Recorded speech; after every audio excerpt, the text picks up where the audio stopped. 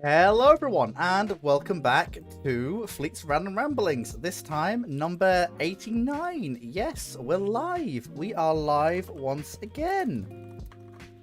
And I hope you're all having a fantastic Monday. If you're in the UK, you're probably thinking, oh dear God, why is it so warm? Why is the sun on fire? And a bunch of other things related to that development. But, yes. The sun is on fire. And, well, the country's on fire. Did I mention the fire? I feel like that's something I should need to mention. That like, there is fire. And it's too warm. Look, we're British. If we wanted warmth, we went out and conquered an African country. And sent the people who were mad enough to want that sort of thing to go and be colonial governors or police.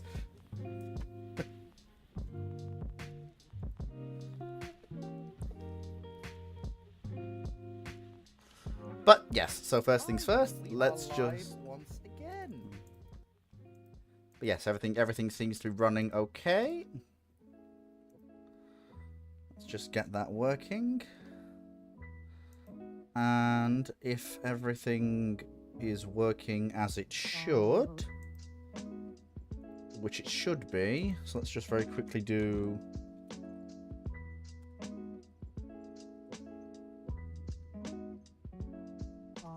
now. If me and Ruinon have set this up right, when I push this button,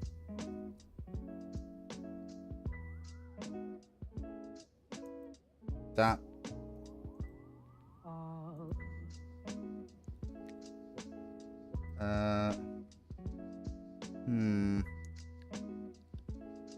okay, that doesn't seem to have worked.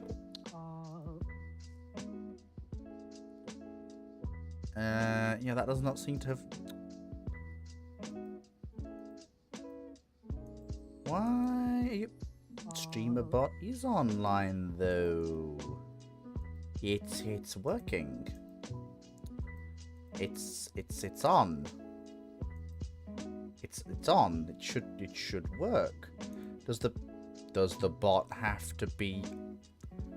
Don't tell me. Hang on. There's no way. If this is what... Hello, Leslie? Is that what causes it to... No, it's just for some reason not happy. That is very, very strange. Why are you saying that you are not on when you are on? And the bot is on and functioning normally. Why are you saying that you are not? Where is it? Hang on. Hang on, folks. You're gonna have to give me a minute. My buddy, pal, my Hello there. Oh, brother in Christ, no wonder. my least sentient anti-tank rifle. Right. You haven't sent out a ping yet. I have. Where? You don't have the role. Why don't I have to roll? Right. Okay. I figured that out. So I must remember to do that in future. No. Why do I not have to roll? So let me just check if this works. So push button. Okay. Because you're the one who has to select them. Then try that. Okay, brilliant. Okay, that works. That's good. Jolly good. Okay, right. So I know what went. So I need to add that to my list of pre-flight checks. But that's okay, because now we are where we are and everything is running normally. Right. Okay. So let's try this button next. Boop. Boop. Boop. Boop. Boop. Boop. Boop. Houston, we have a... Hang on. Hang on. Let me just check. Is there anything in the archive? Hang on. Let me just check. Okay, there's a test. War criminal. Okay, try that again. Boop. That's very strange.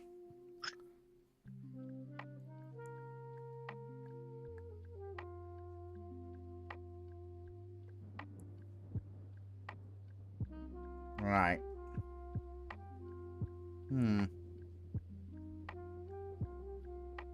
Okay.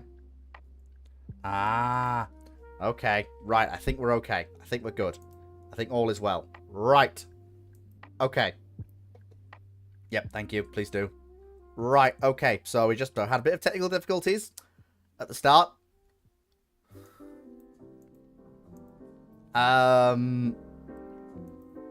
But we haven't just. This is the first time we've run Streamer Deck integration with the Streamer bot, so it's all a little bit learning what's going on. But I think we're there now.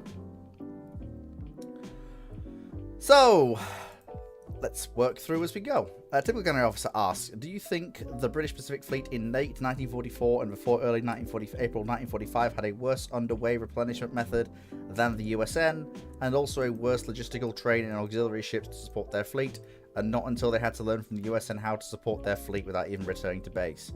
I mean, honestly, the answer to this question, I know it's boring, but I'm going to say, Drac covers this far better and in far more detail in his video on the British Pacific Fleet than we can. But suffice to say, basically, they did have to learn one or two things, but it was more about efficiency rather than it being a bad method that the RM was using.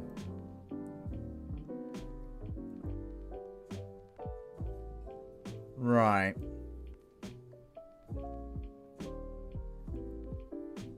Right, I am going to try something. 1 second. So I'm just going to try something, Ruin, on 1 second.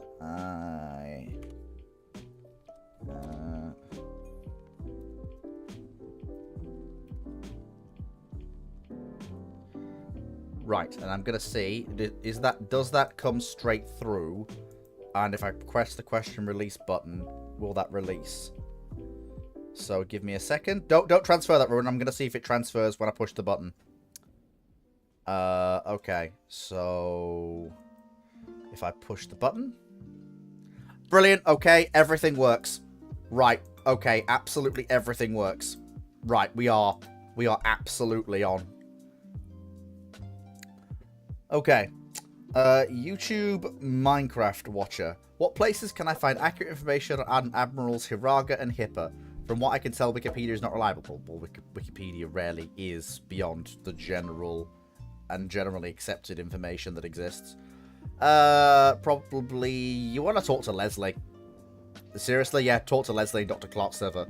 That man has access to information about Japanese admirals and Japanese naval officers and Japanese just history of the period better than any of the rest of us. Also, I'd suggest checking what Wikipedia actually lists as its sources, because instead of just going to a person Ruinon, I never doubted your power and mastery. You have multiple times, but anyway, as I was saying, check what the actual sources are listed and look at those and see what you think of them, because usually that's one of the best uses of Wikipedia, is to try and find sources. Mm-hmm. Which actually, are better to read and look at. But I'm just going to very quickly take time out and here's Dr. Clark. I'm just going to very quickly take time out to thank the Patreons quickly, because I don't do it often enough, and I really need to get into the habit of doing it. So I'd like to thank all of the Patreons at all of the tiers. So I'd like to thank the Infoman at the Why You're Actually Giving Fleet Money tier. I'd like to thank Sea Dodders at the Why You're Actually Giving Fleet Money tier. And I'd like to thank Lions, Timu, and Brandon, who are the excellent Fleet Fantastic funders. Just absolute legends, all of you. Like, can't stress that enough. You really do help keep the lights on.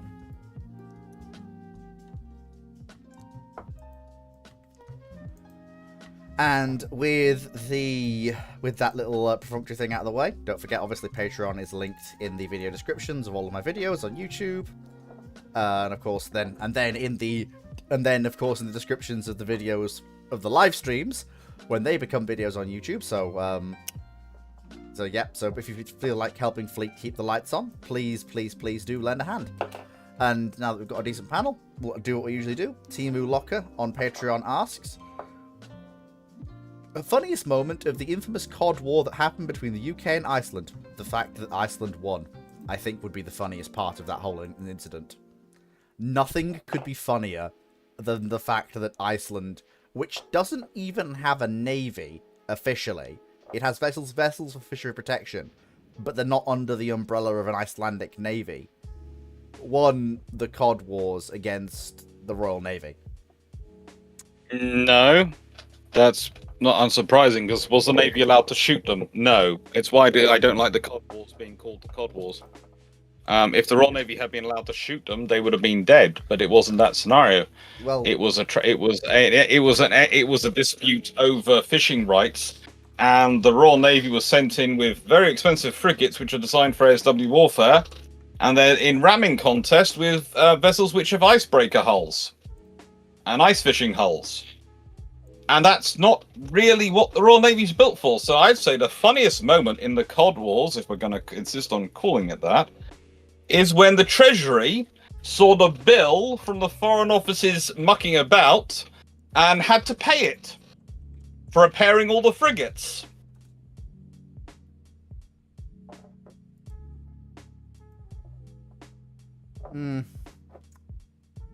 Because let's be honest, imagine the Chancellor's face when he realizes, I have to pay that much to repair all these frigates? Yes. Yeah, I still maintain the fact that we lost the soft power projection contest to Iceland. Like, there were vessels that we could have sent that weren't the frigates. The fact that we sent Really? What do you want to send instead of the frigates? Honestly, we could have rocked up with a bunch of what was it? You basically in these sort of contests, it's not, you want the vessels to be at least somewhat basically armed, just as a, because it's representing your government, but you basically want mass controllability and cheapness of repair. Send fleet auxiliaries up there if you could spare them. They've got more mass. They'll be easier to repair. Fleet auxiliaries don't project anywhere near the same power, Fleet. You want to send fleet auxiliaries, which at this point are mostly tankers, to go be part of a ramming war? Do you really want to deal with the absolute nightmare of environmental problems the first time one of their tanks starts leaking? Okay. What if you send the Antarctic patrol vessels? The icebreakers. The Royal Navy only had one of those. I'm sure it could help. It could help, and they were considering deploying it at certain points, but honestly, the interesting thing is, after the war was over, they actually procured the absolute best vessels for it. The Island class. And, pretty much they are procured after the war is over. They go, oh, yeah, frigate, we need something. You won't want to set anything too big, because that would escalate it too much. Well, that's the trouble, in the nicest way. How do you deal with this? What do you do? And that's what the Royal Navy was faced with. The Royal Navy was put into a war. These days, if we were faced with a COD war again, we actually have the solution for it. We have the River class OPVs, which are, in the nicest way, cheap as chips, but are powerful enough to do the job. And we have, if we need it, I suppose you can escalate up to a Type 31. And again, in relative terms, a Type 31 is not a premier warfighting asset, a prime warfighting asset. It's a task group asset, not a sort of a picket asset or a principal fighting asset. Type 31 is a large OPV masquerading as a frigate. No, it's not. Do not repeat that sentence in my presence, or you will have to have a whole long lecture about subdivision size and the quality of firepower. It is nowhere near a large OPV in a masquerading as a frigate. Dr. Clark, it can barely defend itself against missiles and air threats, never mind anything else. Okay, please go look up the stats for it and then tell me what having 48 CAM missiles means you can barely defend yourself against missiles and air threats. having 40mm Bofors and a 57mm gun. You can defend yourself Having all against... that electronic warfare capability. Did I so say, please did I don't say do that could- one. Did I say You just could- said barely defends. Yes. And you have Yeah, just shot you your nice did. way. There is no way you can justify that claim. I can. And you think you are on... Really? Okay, so show me something which is better defended for its size. And which can do all the range and operational capabilities it can do. Let me think. 57,000 tons. Frigate. Let's have a look. I didn't say that was a criticism of the design. You have called it an... You're the you one have called jumping it to a grown-up conclusions movie. here, Alex, politely. Yes, you are. I am using your You're taking phrases. Yes, I am. And then you're using them to jump to conclusions because of what I've said. No, because of what you're saying. I didn't say So it either made you're them a not being bad clear in design. what you're saying. No, you're being rude about them for no reason. No, And I'm you're putting making them down a for no reason. statement. And you're using a phrase which is used by a lot of people to insult them when it's not true. Well, the people who use that phrase to insult them are idiots. It's a. Well, you just use that phrase. That doesn't mean I'm using it So in the same are you calling context. yourself an idiot? I didn't use it to insult them, did I? Again, comes down to you're taking it out of context.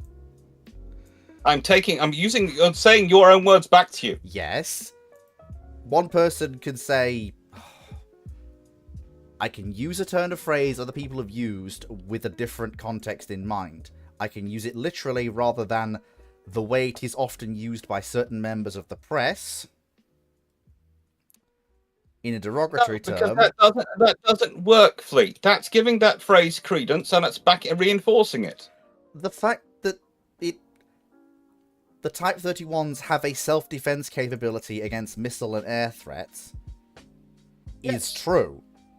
They can do it, and Earlier, And okay, I that's said, a reverse of what you said earlier. You said they couldn't. and I said, and the fact that I put the barely qualifier in front of it doesn't change the fact that even though barely is a qualifier, it's an accurate qualifier. It doesn't change the fact that they can defend themselves and only themselves against air and surface threats.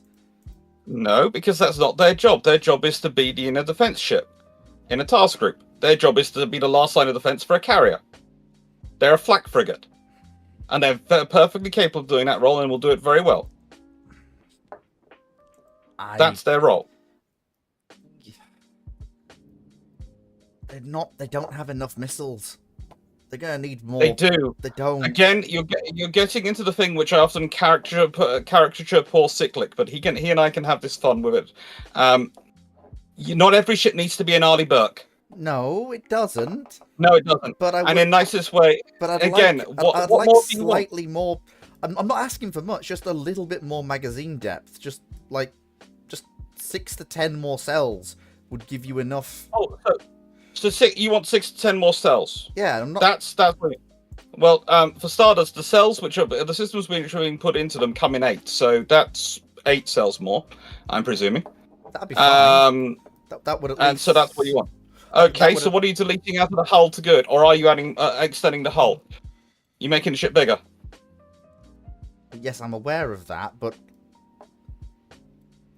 politely for that inner defense role, I'd accept that as something. For the inner you'd want. defense role, for anything they're gonna be dealing with, it's got to got through the F-35s and the cap.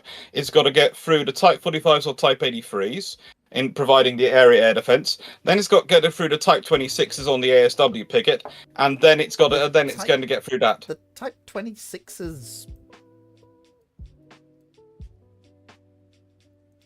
Okay, they have 48. They have 48 Sea Scepter, which You just see defeat here, Fleet.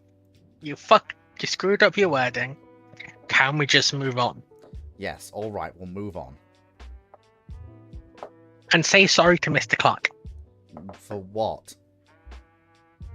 I think you hit one of his buttons.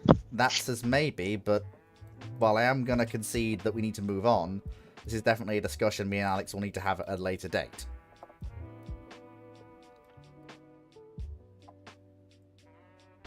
I'll look forward to it. Please leave him alive. I enjoy ramblings. I enjoy ramblings too, but it's just and nicest way, I spend most of my Mondays dealing with people in consultancy and saying sort of things like that and having to deal with it all day. I mean, And they are people who are uninformed. I expect better from Fleet because he's capable of better. Knight does So make this it. is why I Knight hold him does for higher make a than- good higher point than- though. That we're going off what we think we know about the 31s, in terms of what VLS No. have said they're going to have. I don't think it's locked in yet. It's been built. It's built, Fleet. Oh, It's in the water. how many did they get? We've ordered 5. No, It's I a Type mean 30 cells, missiles. No, actually, not cells. We- Let's ignore cells. Just go for missile numbers, because cells can mean any number of things. Well, in the British version, they're getting 40. They've got enough cells to carry 48 Sea Scepters. That's better than I was expecting. So do you tell me you just made your points and you didn't actually know the stats for them? I thought they'd gone with the lesser option. Turns out I was wrong. There you are, then. They've got 32 strike length cells for Mark 41 VLS, which can take any more, and they've got enough. They've got a different cell system for taking 48 Sea Scepters. I thought they weren't going to put in the Mark 41. Did they actually change their mind again on that? They have. Yes, they are getting fitted Right. with it. Well, that changes things significantly. I thought they'd completed without that as a cost-cutting measure. Oh, good lord. But have you been listening to Cyclic too much? No, this is off my own back. They originally built 4 not with in the design, and then they decided during the build process to fit them in, which is why they added on cost and extended time of build.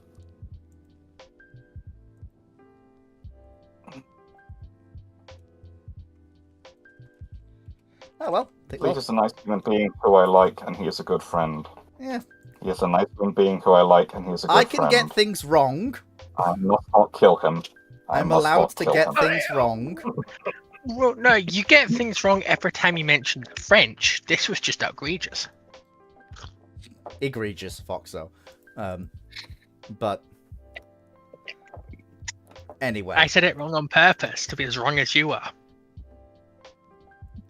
Look, in a nicest way, there's a whole discussion about them, and the designs changed over time, and it's one of the interesting things is that this frigate and Type 31, and they're probably on the Type 32, they are pretty much backstop frigates, as I keep trying to explain. And one of the things that's interesting to note is their Mark 41 VLS means that once they've got that fitted with the 32 cells, theoretically, if you wanted to load them out as just with cam, then they could be carrying, I think it's 48 cam forward, and they could carry in the 32 a further 128 cam in quad pack. If you were just going cam, but of course you could. Yeah. But of course, if you wanted to have reach out, can they gut if? Because They don't have the radar, and we haven't bought the system, which both me and Cyclic agree is stupid, which allows for interoperability between ships and ships to target off one of each other. So no, they can't take a larger missile and fire it because they don't have the radar for it. That is actually gutting. Like, imagine just. I mean, I know it's not Arleigh Burke, but I said not everything has to be an Arleigh Burke, but still, like, I'm sorry, but an air defense combatant, especially if you've got 5 of them with 2 per carrier task group, that can carry a 32 standard missile of whatever variant you can think of. That's something you got to calculate for. In a nice way, it can still carry Tomahawks and ASROCs and naval strike missiles and all That's sorts of good things in it. So, in the nicest way, it's a quite a capable little ship. No, it's going to be. I'm not denying that. For its but, size. but I think you and I could both agree. If it could carry standard missile, that just changes the air defense picture in terms of reach out and touch capability. The Royal Navy doesn't have standard missiles; they have Asta. Well, even so, can 41 carry Asta? Sea Viper. Sea Viper. I think it can be fitted into 41. I'm not sure if they've done all the integration work with the British systems yet, but I think Sea Viper can be fitted into Mark 41 VLS. I'm not 100% sure. If 31 can carry Sea Viper, that'll really up their capability because it gives them reach out and touch as well.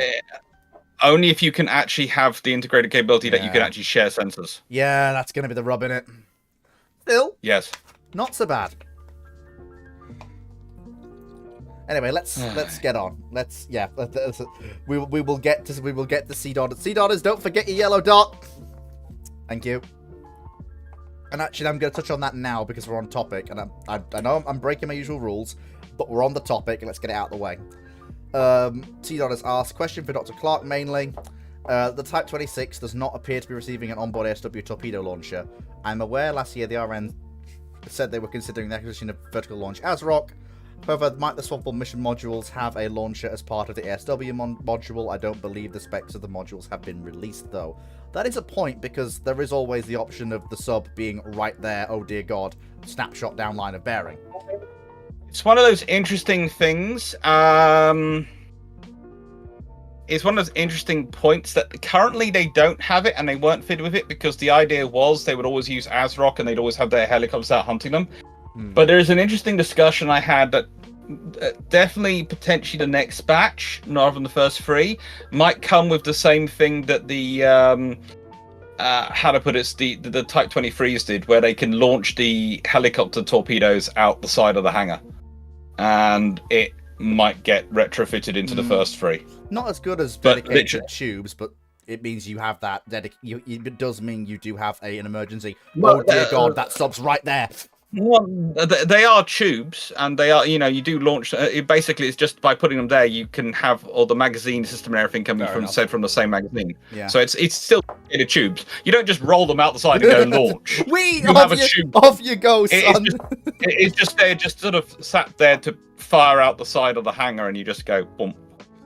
But it's a case of it's one of those things. It was thought not to be necessary. It's like I was having a Peter Zines did another video today called "The Future of Naval Warfare," and in it he just said that it's only because Ukraine that you've just realised that ships can no longer operate within 100 nautical miles of the coast with safety. And a whole generation of naval historians and people who've heard that just gone. It's just. I'm sorry. Did anti-ship missiles not exist until this point? Did World War II not happen? Did it happen to someone else? Like, did he miss the whole rise of the coastal submarine, Alex? Do we know?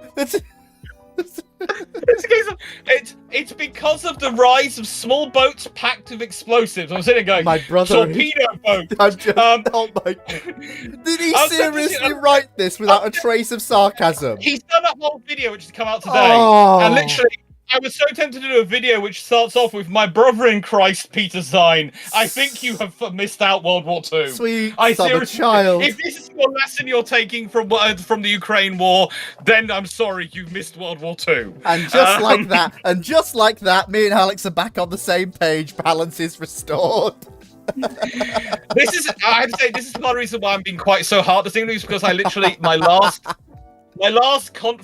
last consult today was with someone who's talking about future of naval warfare and discussions, and I was working through some things with them, and they were literally quoting this video at me. Oh no. Okay, I understand. I understand now why I got the reaction I did. I get it. Yeah. I get it. I spent an hour and a half of that video being quoted at me as fact. I'm with you now. I am now purging everything from the world, and I expect better from the people who know stuff. Oh. Look, you know me, Alex. As far as I've sent a note to Sal going, if he does a response to this video, please can I be involved in the response? I'll be on my best behavior, but I want to be involved in the response. Yeah. Oh, I get it. Oh, well. Well, you know me, Alex. You know my preferences on, like, more missiles is better. If you want to laugh, look at that video. It'll be half an hour of your life, which will either be despair or laughter the whole time. Okay, right. We got a few rapid fire questions we can get through pretty quick, and then we're back on track.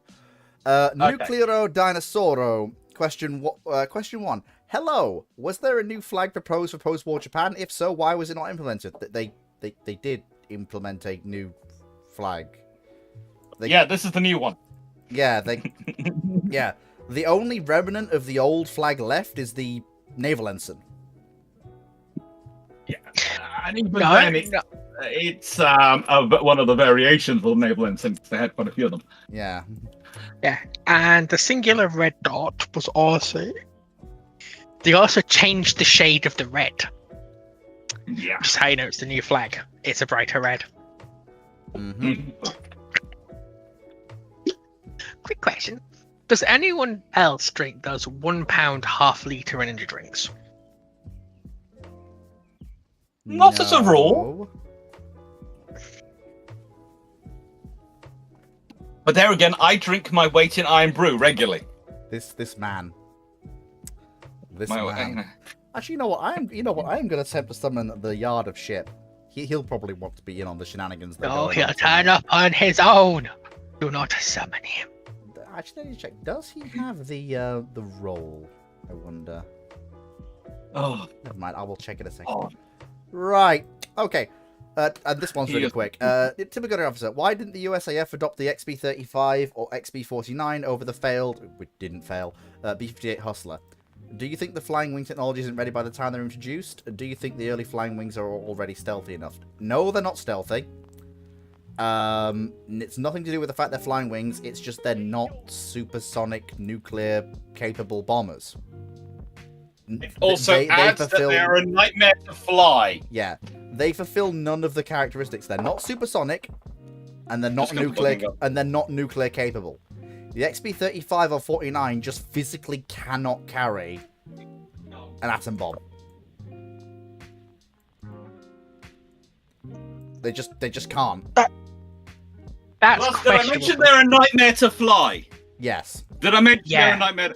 They literally are known to break their pilots' arms, the first generation of flying wings, because they are so difficult to maintain. You need a lot of computer control, a lot of systems developed. You know, the B2 is very successful, and people look back and go, why didn't we do this earlier? And just look at the sheer amount of computing power that the B2 has on it. It is a Yeah. flying collection of servers. Indeed it is. Right. So, Knight 6831 asks, Yeah, the X- thoughts on the... wait. Yeah. I'm trying to think. Which is the what's the name? Was it the YB-49, not the XB? Yes, well, sorry, yeah, the YB-49. Because the YB-49 had a greater bomb load than the B-29 and B-50. Yes, it It did. Yes. had the issue of it was It was held to fly, and it couldn't carry large single ordnance weapons. well, its bomb bay was big enough. No. It would just suffer from a minor case of slippage. No, that wasn't the problem. It was a weight distribution issue. No, I thought it was due to the fact of the way the bomb bays were arranged. The overall area is large, but it's divided into smaller spaces. Because the way the Yeah, because the- because the bomb bay was just divided into two separate bomb bays. Yep, and that's In why. where normally the route would be wing. Yeah, because it. Both bomb bays individually are large enough to hold a little boy bomb. The problem is they didn't say that. Yeesh. They didn't stay that little for long. Well, no, they began to miniaturize. They They got- the clones of it not miniaturized. remember, when the hydrogen bombs come along, they get big again, and that's pretty much exclusively what the Air Force carries in the strategic deterrence role, which then obviously precludes the YB-49 again. And of course, the problem with the YB-49, Yeah, then, but and then of course the other, and then of course the you're other looking at problem. an aircraft the size of the B-36 to carry those big hydrogen Yes, bombs. yes, and Do you then mean the super heavy hydrogen bombs?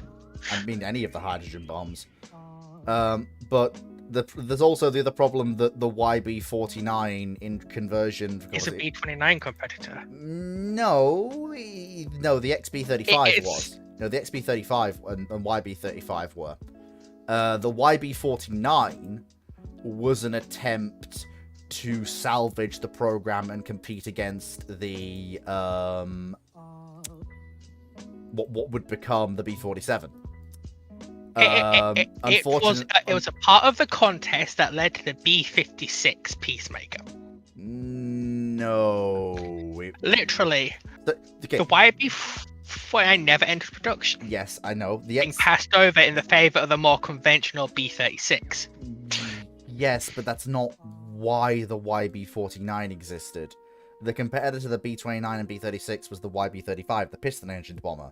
The YB-49 was basically an attempt to save the program from cancellation once it had become clear that the YB-35 had lost, But that lasted all of 5 seconds until they realized basically all it was good for was flight testing of how a No, jet because the YB-49 is a direct conversion of the YB-35 to have jet engines. Like I said, it was an attempt to salvage the program. It's functionally a competitor to the B-29 in a time when the B-29 was facing obsolescence. No, it wasn't. It was. It wasn't. Like I've said, it was not. It was. It wasn't.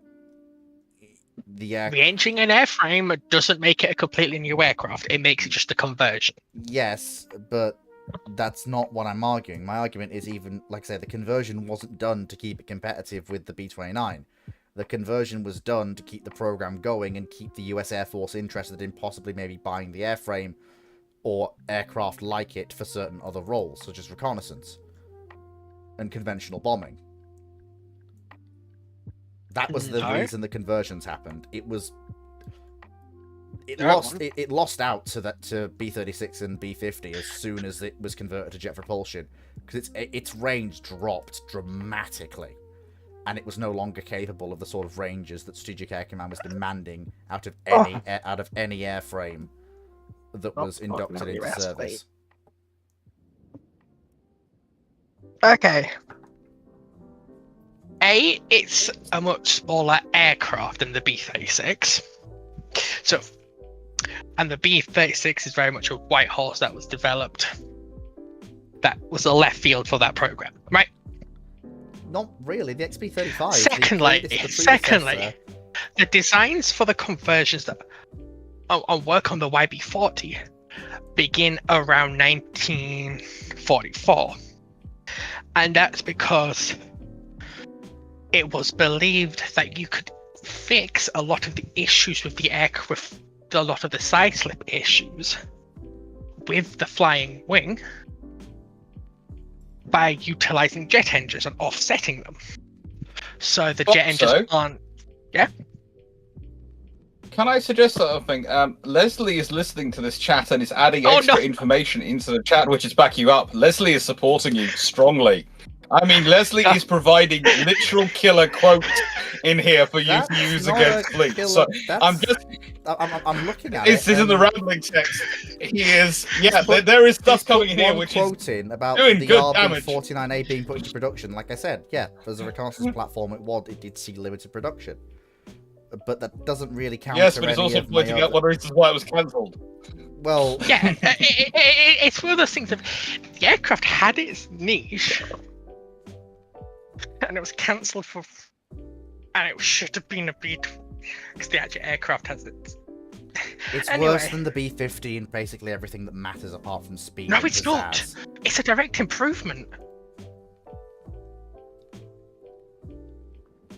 It's not reliable though. Not in a bombing role. Okay.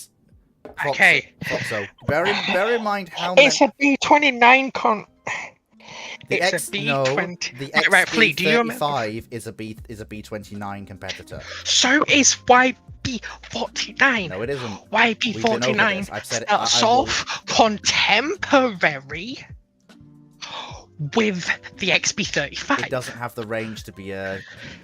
And also it's not. In the prototypes it didn't. Because it was a test... That's right. It started off as a conversion of a YB-35 to use jet engines, because they believed they could use jet engines to get rid of the issues of the flying wing. Yes, they succeeded. We've all agreed on However, this. it already lost the competition to the B-29 German, which means it gets brought back up, and the US Air Force plays around with it. It's not a contemporary to the B-36. I never said it was. Or the Hustler. Never said it was. That's what you compared it to. I did. When you said it's got lower flight range, it's not as reliable in strategic bombing. Yes. It's not going to have the range of a B-36, mate. Because most modern aircraft can't get the range of a B-36. When the YB-49 comes back out, those are the aircraft that the Air Force is considering for the bombing role.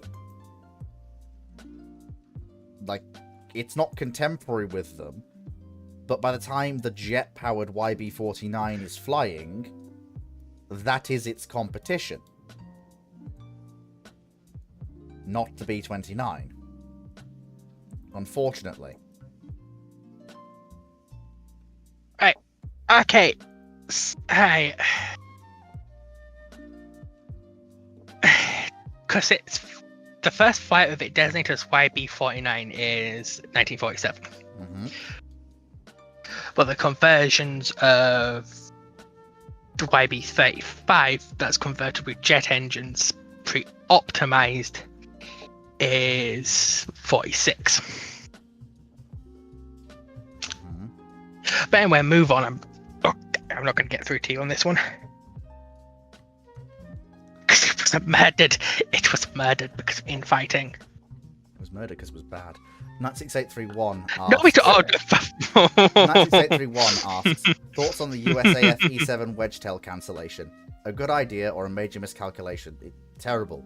It's a terrible, terrible idea. They're going to replace it with E2. Hawkeye is not an equivalent to wedge-tail, and it certainly ain't an equivalent to Sentry. The USAF is basically giving up large-scale AWACS capability and handing that responsibility off to its NATO allies when the E3 fleet retires. Because without the E3 or the E7, the gunnery officer, I answer questions beyond the 1991 time limit at my discretion. As has been stated, a couple of... I'm going to both agree with you and say it's also slightly more complex, because it's even worse, because what they're basically doing is they're trying to move up to space-based sensors to provide the capability and using E2s for the coordination. That's not... And so you're actually... The nicest way, you can, on a sensor way, you can argue it, because yes, that is going to give you a better sensor fit. But the trouble is that's going to put more pressure on a small crew.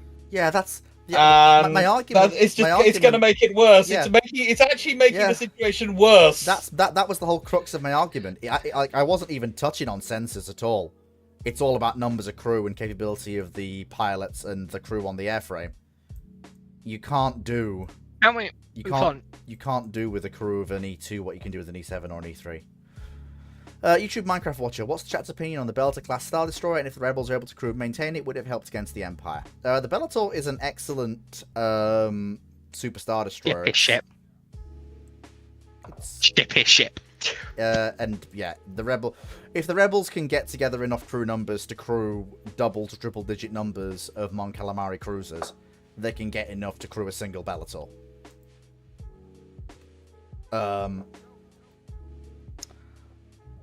YouTube Minecraft Watcher, what if after Pearl Harbor a cluster of US Marines were able to steal IJN's Shikaku and take her back to the States? What next? Well, first of all, medals of honor for all of those men. That would be the first thing.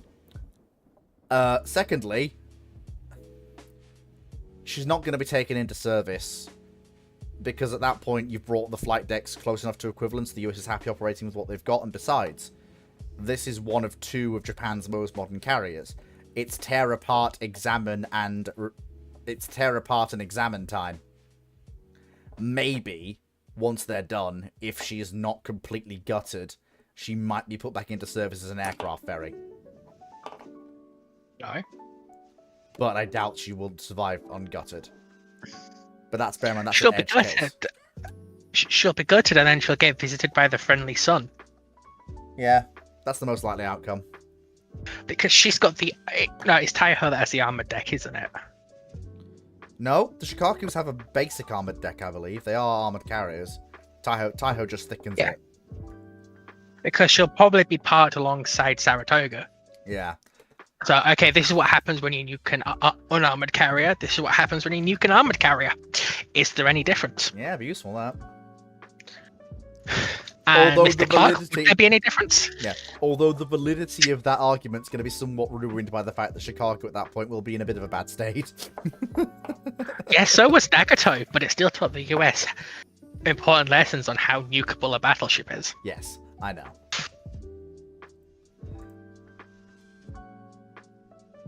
Oh, Mr. Clark, you there? He's here. He's just letting us talk. I think. Yeah. Yeah. I just wanted to ask. I just want to continue. If they do capture and nuke Chicago, will that tell them anything else different about what happens when a carrier gets nuked compared to Saratoga? Okay. Because in nicest way, the problem is, if you have a nuke directly hit a ship, it doesn't matter whether it's armored or not; it's gone. So it's basically what's the effect on a ship which is not hit directly by the nuclear weapon, and this is where you get all the stats to come from. That when we're talking about things like anti-ship ballistic missiles and their engagement range and their time to target, and the fact that if they're going to actually if they were armed with a conventional warhead, the odds of them actually hitting the ship and actually causing damage are so low, it's beyond belief, which is why the probability is that they'd have to arm them with nuclear warheads, which means you're firing nukes at your enemy surface forces, and at that point you get into the problem of hoping that no one responds in kind. Because, that's sort of the scenario of if you want a wide enough circle of destruction that you actually take out that task force with such a weapon system, you're talking it's a nuclear warhead, and that's the lessons which basically come from those tests. I was just wondering, like say I have the fully enclosed armored hangar, would that reduce the kill range of the blast effect of the weapon? So I mean, you'd be more likely to have aircraft survive on the carrier operational, and also depending on range, it's more likely the people inside the hangar are going to be safer. At a certain range, it doesn't matter that so they get enough radiation, they're going to be fried. Yeah. Congrats, you are now glowing. But at a certain point, if you're far enough away, you're no longer exposed. You're in a space which is fairly self-contained, has fairly good air filters on it, and should be able to keep you safe long enough for you to make sure you're in protective gear, and maybe enough to actually make you survive. Kind of like those people who were dived under Chernobyl.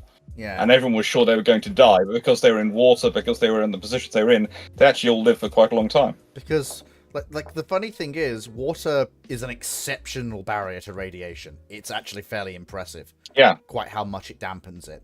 There's a reason why people go, oh, you must like you see at the pools for storing reactor waste. You could swim in one of those perfectly fine. Genuinely. You would have to get right next to the reactor waste to actually get any ill effects at all. Yeah. Akazuki asks, I still wouldn't do it through personal choice. No, you you wouldn't get radiation poisoning, but I'd be more worried about radioactive elements that have dissolved into the water. The funny thing, no, I'd be more thinking about, in a nice way, what's happened to the bacteria in the water that have been fueled by radioactive energy. Yeah. That is where the venomous spider that bites Spider-Man comes from, one of those pools, I swear. Yeah. So, Akazuki asks, could Japan have designed a cut-down version of the Yamato with experience in hull design in 1943, but it has 410mm guns and 100mm AA guns, replacing the 155mm guns, all under 55,000 tons, while returning the same speed? Let me just check something, because I want to check if my mental maths is right. If it is, then I have something else to say. Yes, my mental maths is exactly right. Honestly, at that point, if you're arming it with 410s rather than... So, 16.1s rather than 18s, at that point, if you're dropping the caliber of the AA guns as well, you'll be dropping the armor down to resist your own guns, or resist the 16-inch guns of the ships you're facing. So you might not have that ridiculous turret face armor that Yamato has. So you wait till drop in other areas as well, and politely, for 55,000 tons... with improvements in hull design, never mind maintaining the same speed, you could probably push that ship into true fast battleship territory. I'd be annoyed if that was only a 27-knot ship. Yeah, like I reckon you could, because 29, 30. Yamato is not this. You could get 30 definitely. This is the thing I get annoyed with people, because people sometimes turn around and try and tell me that Yamato is a fast battleship. I go, she's not. Because the thing is, she has to do 28 knots to be a fast battleship. And why do we have that as a rule? We have cutoffs at various points. In this way, that's what you need to be able to do to maintain contact with the cruiser line. And the British cruiser line, the American cruiser line, and the Japanese cruiser line all advance at 28 knots. And that's the definition for a fast battleship. You have to be able to maintain contact with your own cruiser line. Mm-hmm. So if you can't do 28 knots, you're not a fast battleship. You're just not. I like that definition. I don't think I've heard that one from you before, Alex, politely. Either I've missed it or it's been spoken while I've been talking about something else. You probably missed it because that's always the one. That's always the one I give. You know, with a fast battleship, what's defines their sort of speed? They've got to be able to do that. With a battle cruiser or anything, they've got to be able to lead the cruiser line, which is then why we're talking 32 knots in the cruiser line. If they're leading it, they've got to be faster than that, so they've got to be probably 36 knots. Yeah. Ruinon asks, Typical Gunner Officer, do you think the US 5-inch 38 gun is actually a stopgap for the 5-inch 54, since they were trying to adopt the 5-inch 54 before the war started, but the gun had issues and they had to mass produce more 5-inch 38 instead? No, it wasn't a stopgap, because bear in mind, the 5-inch 38 is a mature weapon. It was the previous. It's the previous weapon, and they've just kept in production because it's working, whereas the 5-inch 54 isn't. Yeah, it's so not... basically they've locked out. It's the previous generation. It's not a stopgap so much as a continuation of the previous generation because it still works. That's a perfect way to describe it. Steve Clark asks, Fleet is a big question, 4 parts, so a bit leading in one direction. The Royal Navy building staff does not follow Henderson's choice, and the KGBs are 9 16-inch 45s. Would the Nelrod turrets be upgraded, replaced with the same equipment and machinery? With the same equipment and machinery upgraded to give them more power, getting them to a stated 25-26 knots. So I'm going to work through this in parts so that it doesn't overwhelm us. So that's the first part. So if the KGB... Did he say Henderson's choice? Can I just clarify one? Did he say Henderson's choice? Yeah, he said the RN building staff does not follow Henderson's choice, and the KGBs are 9 16-inch 45. It wasn't Henderson's choice. Henderson wanted 15-inch guns. Chatfield, the first Sea Lord, was the guy who basically did a deal with Henderson that they would have 14-inch guns for those ships, and in return, he basically gave all other decisions of procurement over to Henderson. So basically, that is the deal. You can't argue it's Henderson's deal, so he can get the aircraft carriers, the destroyers, and the cruisers, and everything else he wants. He accepts that with the first Sea Lord, but it's not really his choice because his choice would be in 15-inch guns. Yeah, because he wanted to rearm the Queen Elizabeths and the Renown, Repulse, and Hood, and all the other 15-inch gun ships. So what they're going for? He wanted the 15-inch 45. Yeah, but this time it seems in this scenario they're going for 16s and rearming the Nelrods if they can. This is where you. So they're going for the new 16. Yeah.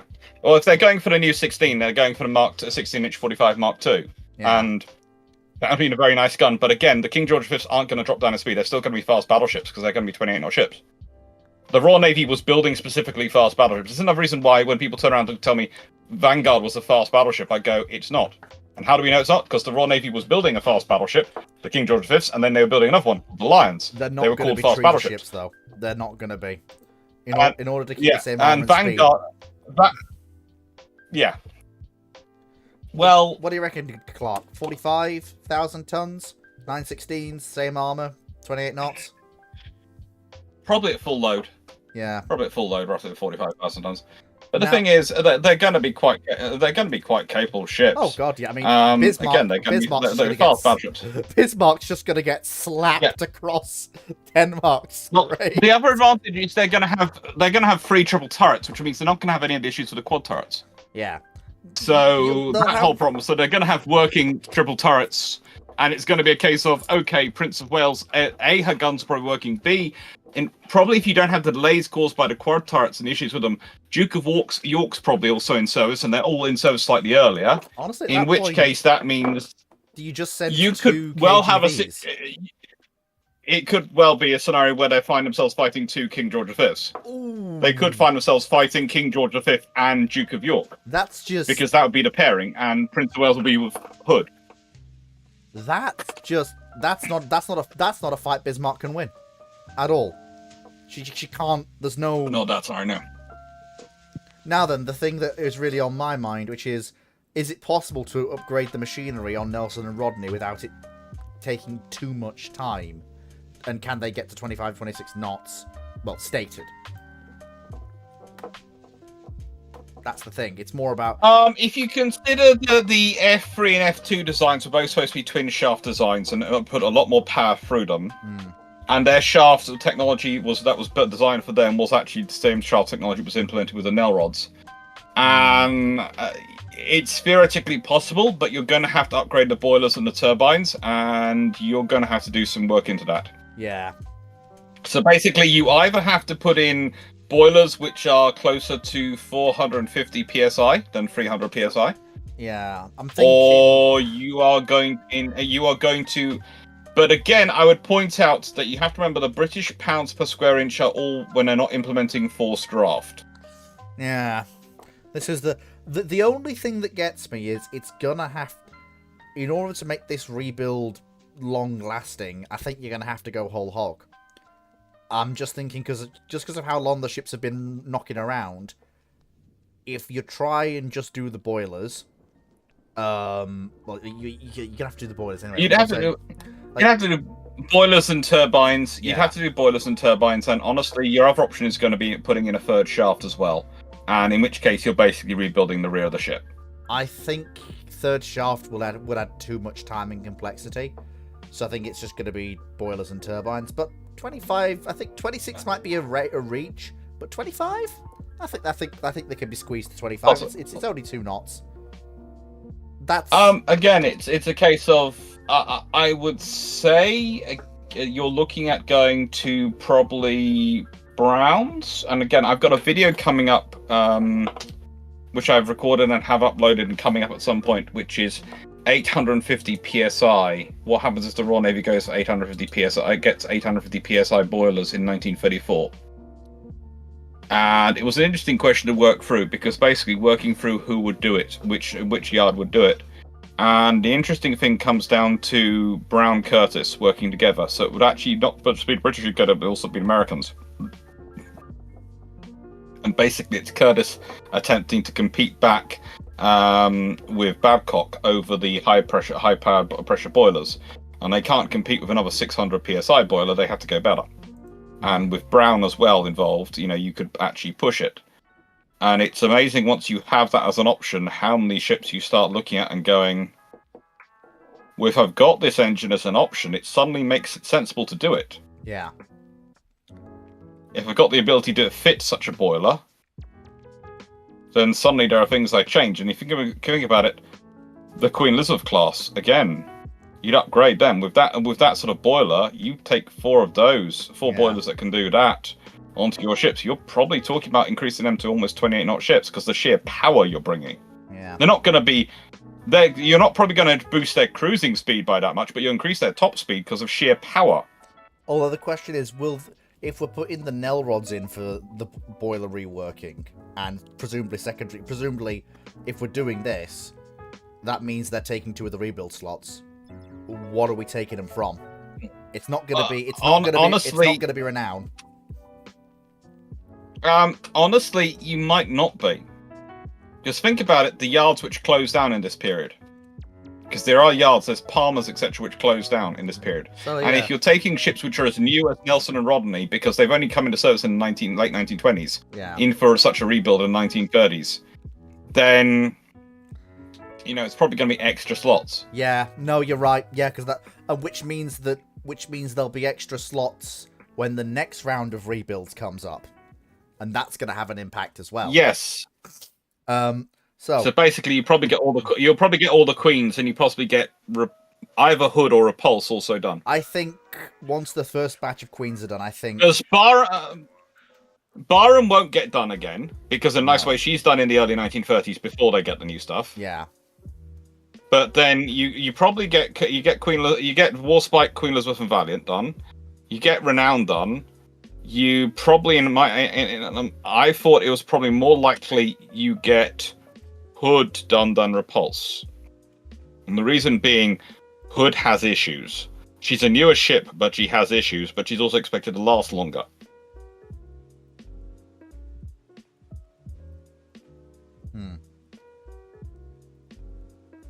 Oh, that's a good question from Akazuki coming on, because if the Royal Navy wakes up with that on the 1st of September 1939, there's a party. So, with the Royal Navy now having 5 more 16-inch ships, how does the 45-ton 45,000 ton line design change itself? If yes, are they now faster ships than 28 knots, say 30 knots with same armor protection, or are they now a design of 28 knot blocks of floating steel? I don't think they're either of those two proposals. I think they're 28 knot ships with same armor protection, but with a fourth turret. The Lions were always 30 knot ships. I thought, hang on a minute. For all the designs, they were always 30 knot ships. Hang on a minute. Didn't we have a discussion a couple of years ago where I said that and I got basically booed off stage by all of you saying, no, Fleet, they're 28 knot ships? Hang on a minute.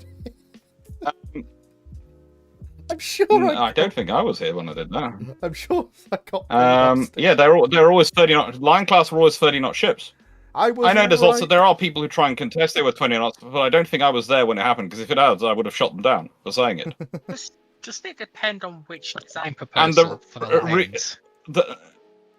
No, 1938 design was 30 knot ship. The 1942 design has dropped down to a 28 and a quarter knot officially ship, but also there is a debate about that design, because they've basically tried to orientate it around range more, so they've changed the turbines. You have to remember the 28 does not. A 1938 one could do 14,000 nautical miles at 10 knots. The 42 design could do 16,500 nautical miles at 10 knots. So they've changed the turbines. So could we instead go for a 13? How much would it cost to but get they're still 130,000 shaft horsepower design. So the thing is, they've still got a whole lot of power. Do we just go for the 30 knot design, Dr. Clark? Because basically, are the Lions just original flavor as these 30 knot ships, or do we go for 30 knot ships? Oh yeah, and they are the nicest way. The design you described earlier, the Lion 1938 design is in standard load is 41,200 tons, is 47,000 tons in deep load. It's so basically it's got its 8 free drum boilers. But if you're reworking Nelson and Rodney with new boilers, then you've got more powerful boilers to go in the battleships. So in nicest way, they'll be getting new boilers as well. And let's say they're up 450 psi or something like that. Not a massive jump, but enough. You are probably talking an increase in shaft horsepower and efficiency, which means that they're going to maintain their 30 knots. 9 or 12 guns, seeing as we've already got the KGVs with 9 already. You'd probably stick with, in nicest way, if you consider the Lions when they were designed, it was designed to get them out as quickly as possible.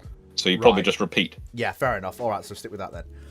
If the Lions are a fast 30 knot version, also hello chair, so you've popped in. Does this see the relegation of Hood, Renown, and Repulse, and see them used as primary carrier, task force command, and heavy escort vessels after a suitable major refit? Probably. Yeah, that's possible. I think Renown and Repulse. I'm not sure about Renown and Repulse. You probably, in a nice way, Renown, Repulse, and Hood would be a great systems for going off of things like Courageous, especially if war doesn't start till 1942 and they're still available. Then what they will find is those ships with a carrier, probably Courageous, Glorious, and Furious, or something of that generation, those three, because they're the oldest ones but still fast enough to do this, are going off as the how do I put this? The oceanic command ships, the ships which are going to patrol things like the South Atlantic, etc., as the big ship to hunt for any large surface raiders and deal with any problems down there. And that sort of scenario. To allow the more modern ships to concentrate on providing the task forces which go and fight the primary theatre. But the thing is, you always have to remember, the Royal Navy always has to keep the number of ships for secondary and tertiary theatres in war, because they can't afford to not be anywhere. Because there's so much global trade going on. So basically, you'd have a scenario where, let's say, maybe those 3 ships would be operating out of Freetown, Sierra Leone, and would be covering the South Atlantic and into the Indian Ocean and a bit of the North Atlantic in case of things getting through the stuff at Scarpa Flow, coming maybe through the Mediterranean or into the Atlantic area and South Atlantic. Any surface raiders, any ships, coming out doing problems, they're able to stop them. They are big enough and powerful enough that if you send something into that region, then it's got to be able to fight them. And if it can't fight them, it's not going to be there.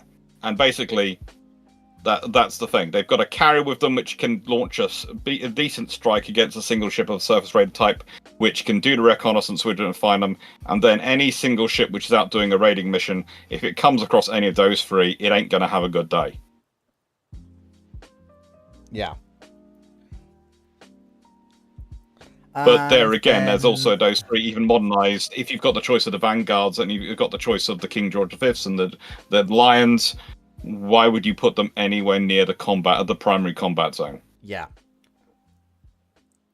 When the 45 Lions get completed in, say, 1942, because Churchill's an idiot, and the RN finds out the true armaments of the Yamato class, do we see a repeat of the class started with 4 more half-sisters with twin 18-inch 45s replacing the Triple 16 as a way of getting something in service fast, or something new, slower? I think at that point, yes, there are 2 Yamatos, and yes, they are a problem, but it'll be something new, slower. Because the RM will judge that, A, they've got a lot of 16-inch capital ships. Now, they've got the Lions at 30 knots. They've got the KGVs at 28. They've got Nelson and Rodney as well. They've got 15-inch ships.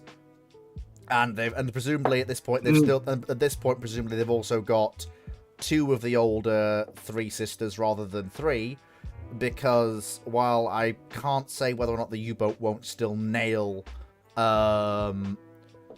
Glorious, Courageous is probably going to be a lot more happier when she's sat up in Norway, and the Scharnhorst twins come along and they find not a carrier and 2 destroyers, but a carrier, a battle cruiser, 2 to 3 light cruisers, and 3 flotillas of destroyers.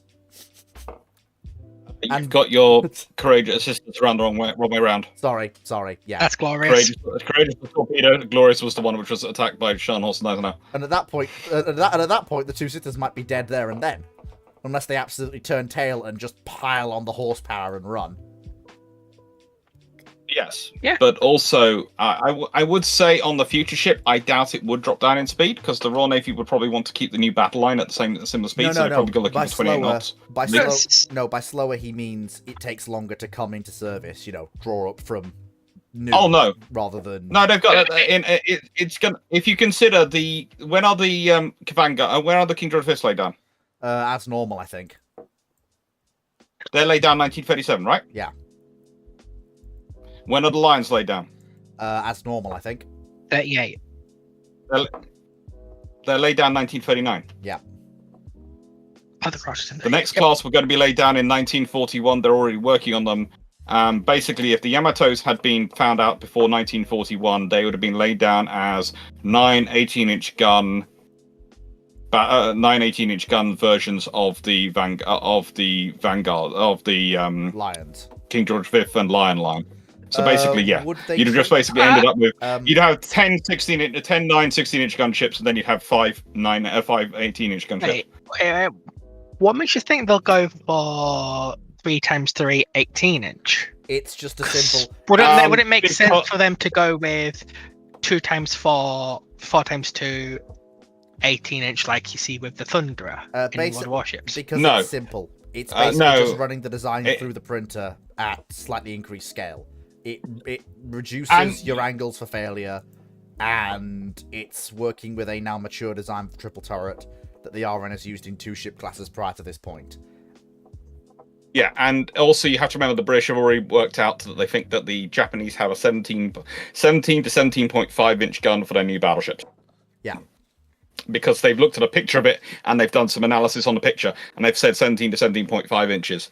And so that's why they're looking at an 18-inch gunship. Yeah. Basically, if you go with and the reason they get it wrong, do you want to know the reason they get it wrong? Then on the length, before we jump on, do you want to know the reason why the Royal Navy get it wrong and think it's 17 to 17.5 inch rather than 18-inch? Please do, I'm all ears. Because it's such a short 18-inch gun. They presume it must be a smaller gun because it's so short. Yeah. I mean, I will actually let Alex correct me on what I'm about to say if I'm wrong. But for something like a 9 18-inch armed, basically, repeat of the Lions, it is basically you can run the design calculations through a times table multiplication and very quickly work up your basic specification. Whereas if you were having to do the calculations for hull balance for something with 2 quads or 4 twins, It's going to take you longer. Oh yeah, you can. You can basically. It's going to be a lot quicker and easier to do, and it's also generating a new line, and it follows on exactly from how the British operated in the when they were building prior to World War One. Think about that. You know, you do a class, then you do next class, then you iterate on the class. Yeah. Leslie says World of Warships has the lines at 28 or 29 knots. I think they need to rework their lines then. That's a balancing thing. It's a I've balance had thing. that discussion with them, and it's a gaming thing.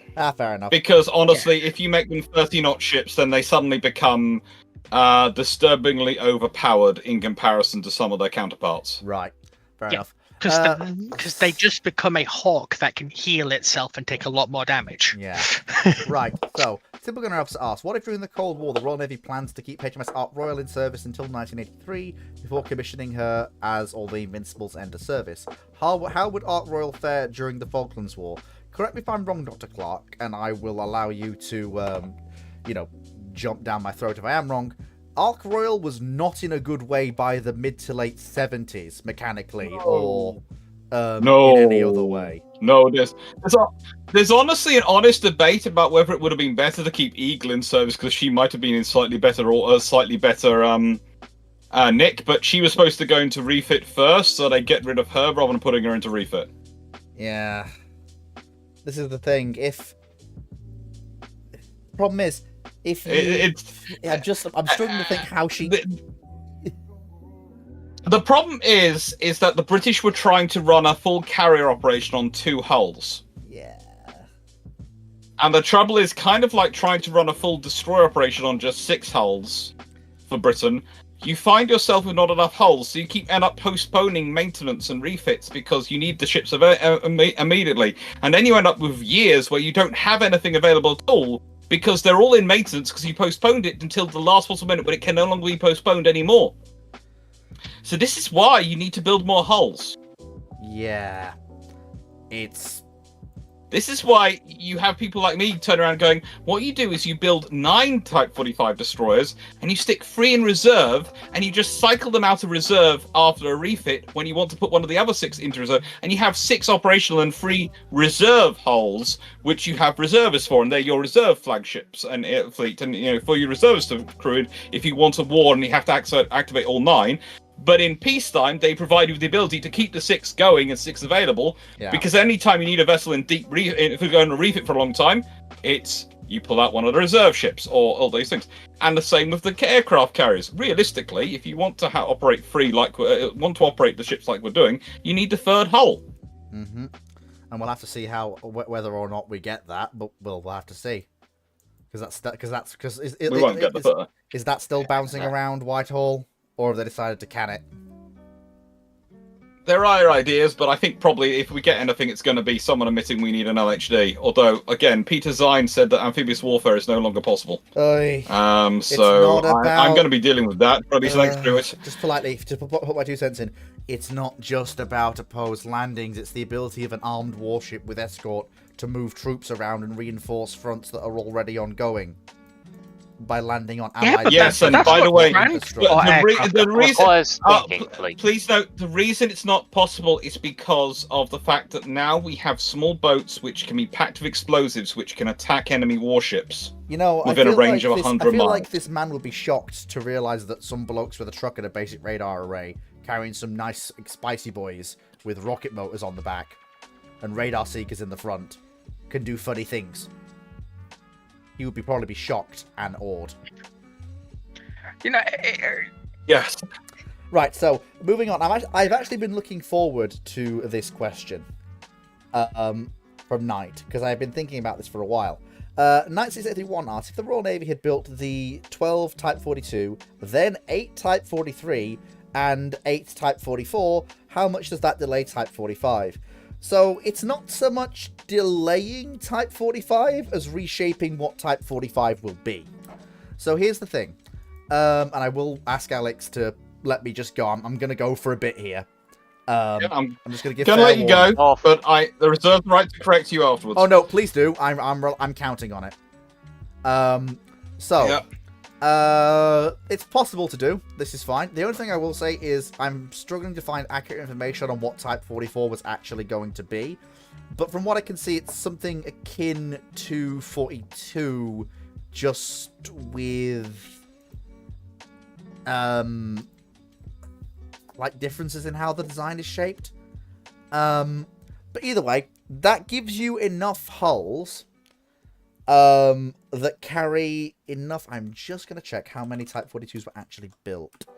Because if I'm right, and I think I am, yes. So, that gives you enough hulls carrying Sea Dart, but most importantly, enough of a magazine depth for Sea Dart and enough production for Sea Dart that you will probably see Sea Dart as a platform go through a very similar life to what we recognize as standard missiles life.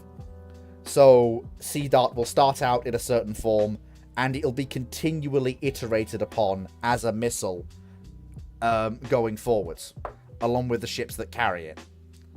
And you'll probably still see it in service today, just as we see the latest iterations of standard missile. And the reason for that is the platform is the missile's a capable one.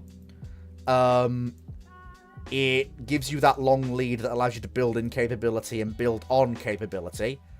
And with the increased numbers of ships that now carry that missile, you have the scope, aka the need and the desire, to do that sort of iteration.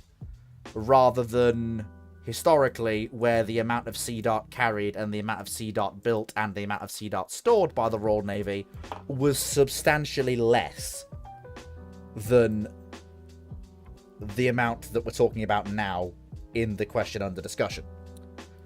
You've also given the Royal Navy very capable task force defense ships in the form of Type 43.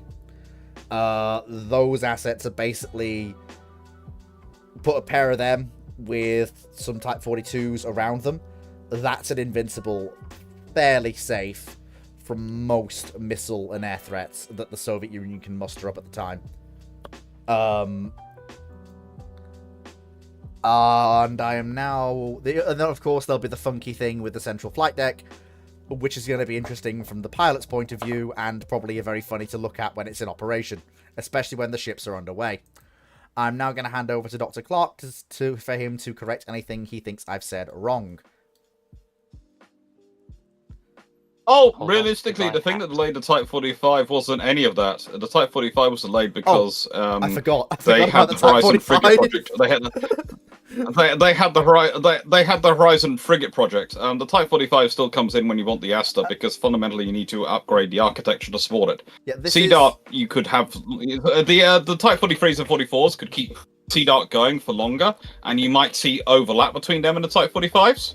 The thing is, do the Type And they might 45s actually, or you might also you also. It's going to sound strange. You're replacing 20 ships, so the odds are the Type 45s are not only 6 vessels. Oh no, of course Because not. even the British government couldn't get away with placing 20 with 6. Yeah, what I will also say... The thing that most interesting for the Type 45s is that you probably get them built with the Mark 41 VLS fitted, not for.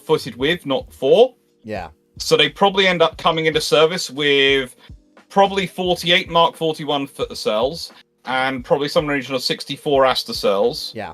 Or silver, the thing is, and that would be their fit out, and that would be what they'd be built with. I could also imagine there'd be a number of helicopter pilots tracking down naval architects and beating them up outside pubs and in dark alleys. But we'll leave that to one side. A few questions and qualifiers I just want to add on. So first things first, and I'll go through them one at a time so we can just not get overloaded. My prediction about Sea Dart. Do you see it or do you not? It would last for a while in service, but the moment you have Aster coming in, basically the thing is you're going to get rid of the Type 42s first, and then it's going to be the Type 43s and 44s, and maybe the 44s might have VLS version of Sea Dart, which might mean they get upgraded to a VLS version of to Aster. Because that's what I'm thinking. It's possible it gets upgraded. If you can have, basically, if Sea Dart can go through the same process that standard missiles goes through, like where its range keeps increasing, the capability of the missile keeps increasing. I mean, Sea Dart's got the capability for it. At that point, do we just not see Aster? Well, sorry, no, sorry, we probably will see Aster as the point defense missile, but does 45 have Aster and Mark 41 with VLS Sea Dart 4 or whatever version it is by this point? No, because Silver is basically the thing is the Aster missile system, that's the Sea Viper as it's called in British service, is actually the British technology and a lot of the Italian and French technology put together that was developed as part of the British Sea Dart system and the various other ones, and developed into this super missile. So basically, in a way, Sea Viper is the product of Sea Dart. Okay. Yes, so basically, that is so Sea Viper basically is what I've described without me realizing it. Yes, and it's where it would Sea Dart would have ended up, but a lot longer down the road, and Britain having to spend a lot of money rather than combining with Italy and France.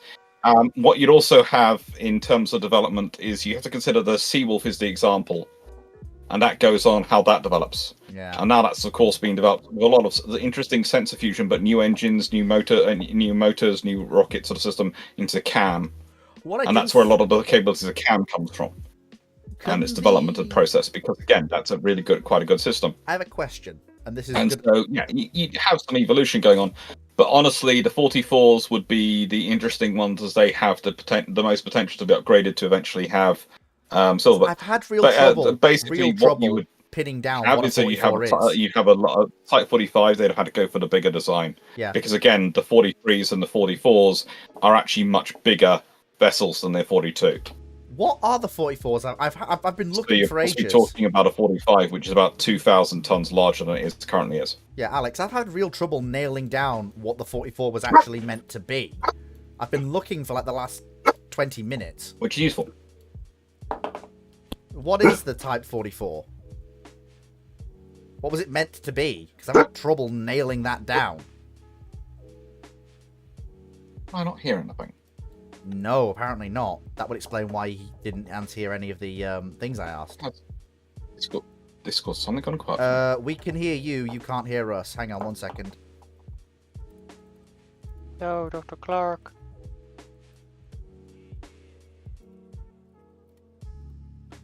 Hello, hello. Testing, testing. Can you hear us? You reading us 5x5? Oh, hang on. He's left. I reckon he'll be back in a second. He's probably trying to fix the McMuffin. I say 4 times 4. Yes. 5x5, 6x6, 7x7, 8x8. 2x4. 4x4. 8x8. 9x9. 12x12. Apparently, Knight says that the Type 44 was 3 and 6. Type 44 was supposed to be an ASW version of the Type 43. Okay. So 42 is your additional Sea Dart capability. 42 is... Sorry, not 42. 42 is your basic Sea Dart capability. 43 is your dedicated air defense destroyer with 2 arm. And 45... Sorry, not 45. 44 is an ASW asset that can also carry and launch Sea Dart with a single twin arm.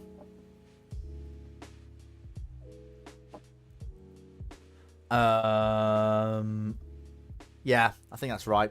Although I do think that Type 45 at this point, given that the RN will have grown used and accustomed to, well, you'd hope that, well, clearly if they get in all this, they've got better advocacy, just as a whole.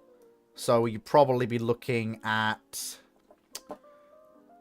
the 45s. I think what you'll see, 45 are going to be built to replace 42 and upgrade the fleet's air defense capability. So I reckon... he's back. Good. I keep forgetting he can't come up here automatically. Can you hear us now, Alex? No, I can't. It disconnected me for some reason. Discord disconnected me completely. Oh. I have no idea why. I mean, completely kicked me. I couldn't hear you, couldn't speak. It disconnected me completely and kicked me out of Discord. I had to come back in. That is bizarre. I was just going through. I reckon. Yeah, I reckon. I was on a bit. Yeah, of you can carry on. So I reckon Yeah, you'll Karen. get. I reckon you'll get 945 to replace 42. I reckon the 43s, given their capability and size, will be rebuilt. They'll trade their magazines and twin arms for, I think, Mark 41 VLS, since they're supposed to be the standoff air defense capability. Just that's their job, not point defense. And they'll trade Seawolf for... What was the follow-on to Seawolf again? Someone remind me. It's on my tongue. Alex, anybody chime in any day now? Saber Cam. Thank You you. can call it either one. Thank you. So, Saber. Oh yeah, that. And the 44s will probably loiter on in service a long while, maybe just flat out losing their sea darts entirely and leaning into the ASW role entirely until they are replaced eventually by Type 26 in the ASW role.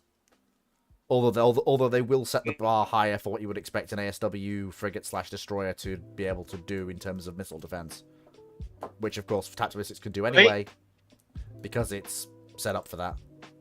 So it's not going to be a problem. Knight got it wrong. Oh, he did?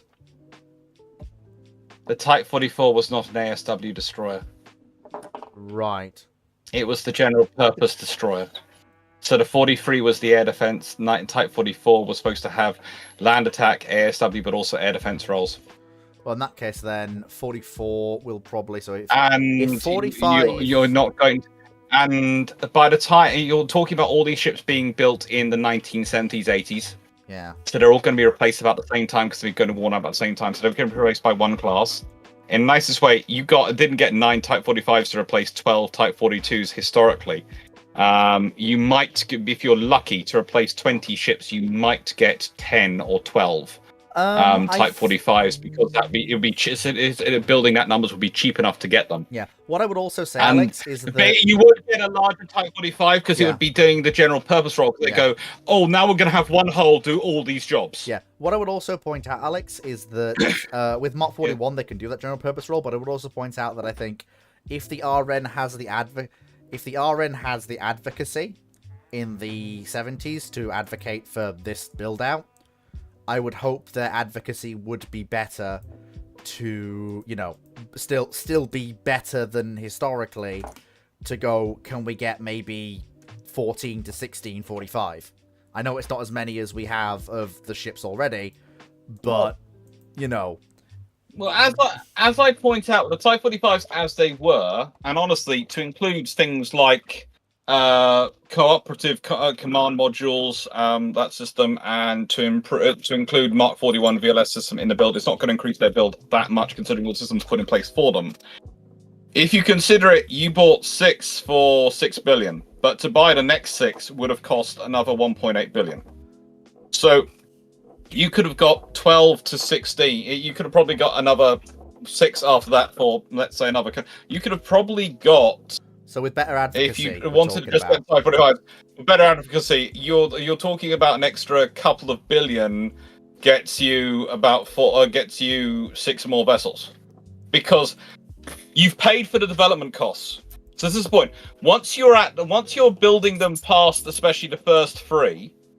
Yeah. You are literally just paying for the hull. You've got all the equipment in place. You've got all the infrastructure in place to build them. You're literally just paying for the people to go through those motions and produce more. Yeah.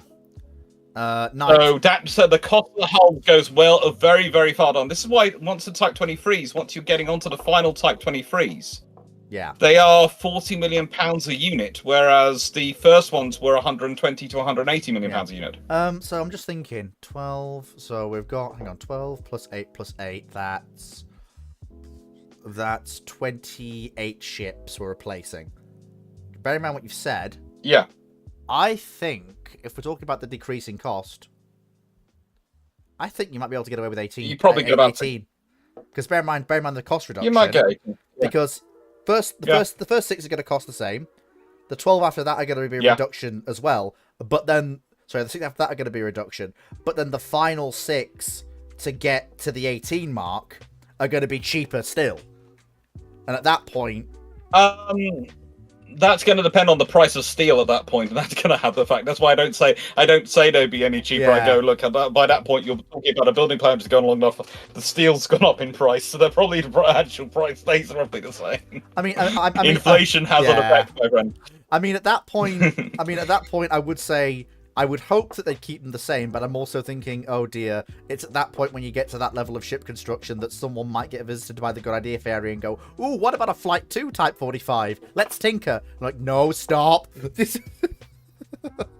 Yeah, there's a Good Idea Fairy, which comes along very rarely, but the Bright Idea Fairy crops up far more often. Yeah. The Bright Idea Fairy is the one we get scared of. YouTube Minecraft Watcher asks, what if the British started producing in 1940 after the defeat on mainland Europe, Centurion main battle tanks? If they do start producing them, they're going to be in very limited numbers, and while the MBT itself... The RAF's going to be screaming. Yeah, the RAF's going to be screaming for lack of Merlins, which are going to have to be turned into meteors. It's not gonna have... Well, the army's anti-tank crews will be screaming, because their nice precious 6-pounders are going to arm them because the 17-pounder just isn't ready. So it's going to have to be 6-pounder in the turret. Nope. It won't be. The option is they go to the Navy.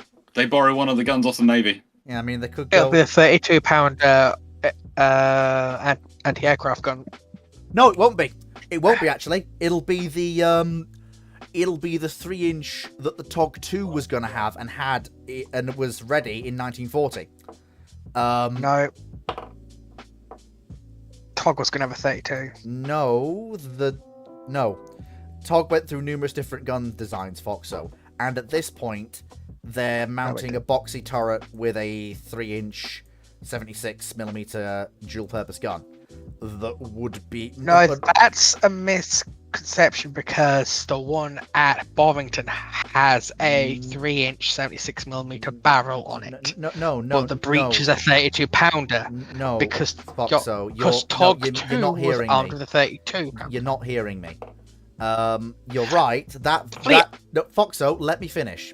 You have misunderstood me. TOG 2, before it got that final turret and that final gun, had a previous turret and a previous gun.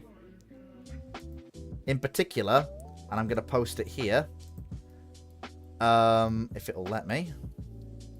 Where is it? Come on. It's never a good image when you need one. Come on. Here we go. And I'll put it in Ramblings text. Yeah, thank you, Foxo. Thank you, Sidonus. That turret and that gun. It's not the turret I'm bothered about, but that 76mm gun is available. It's not going to have that.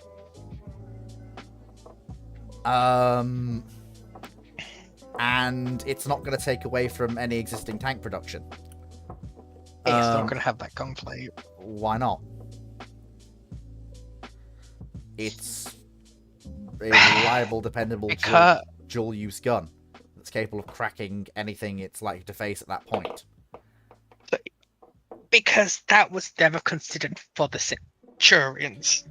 No, it wasn't. But the Centurion isn't a thing in 1940. The basic, very, very early design meetings of what will become the Centurion are. But if the whole... Yep, and they're trying out designs. Yes. And do you want to know what can...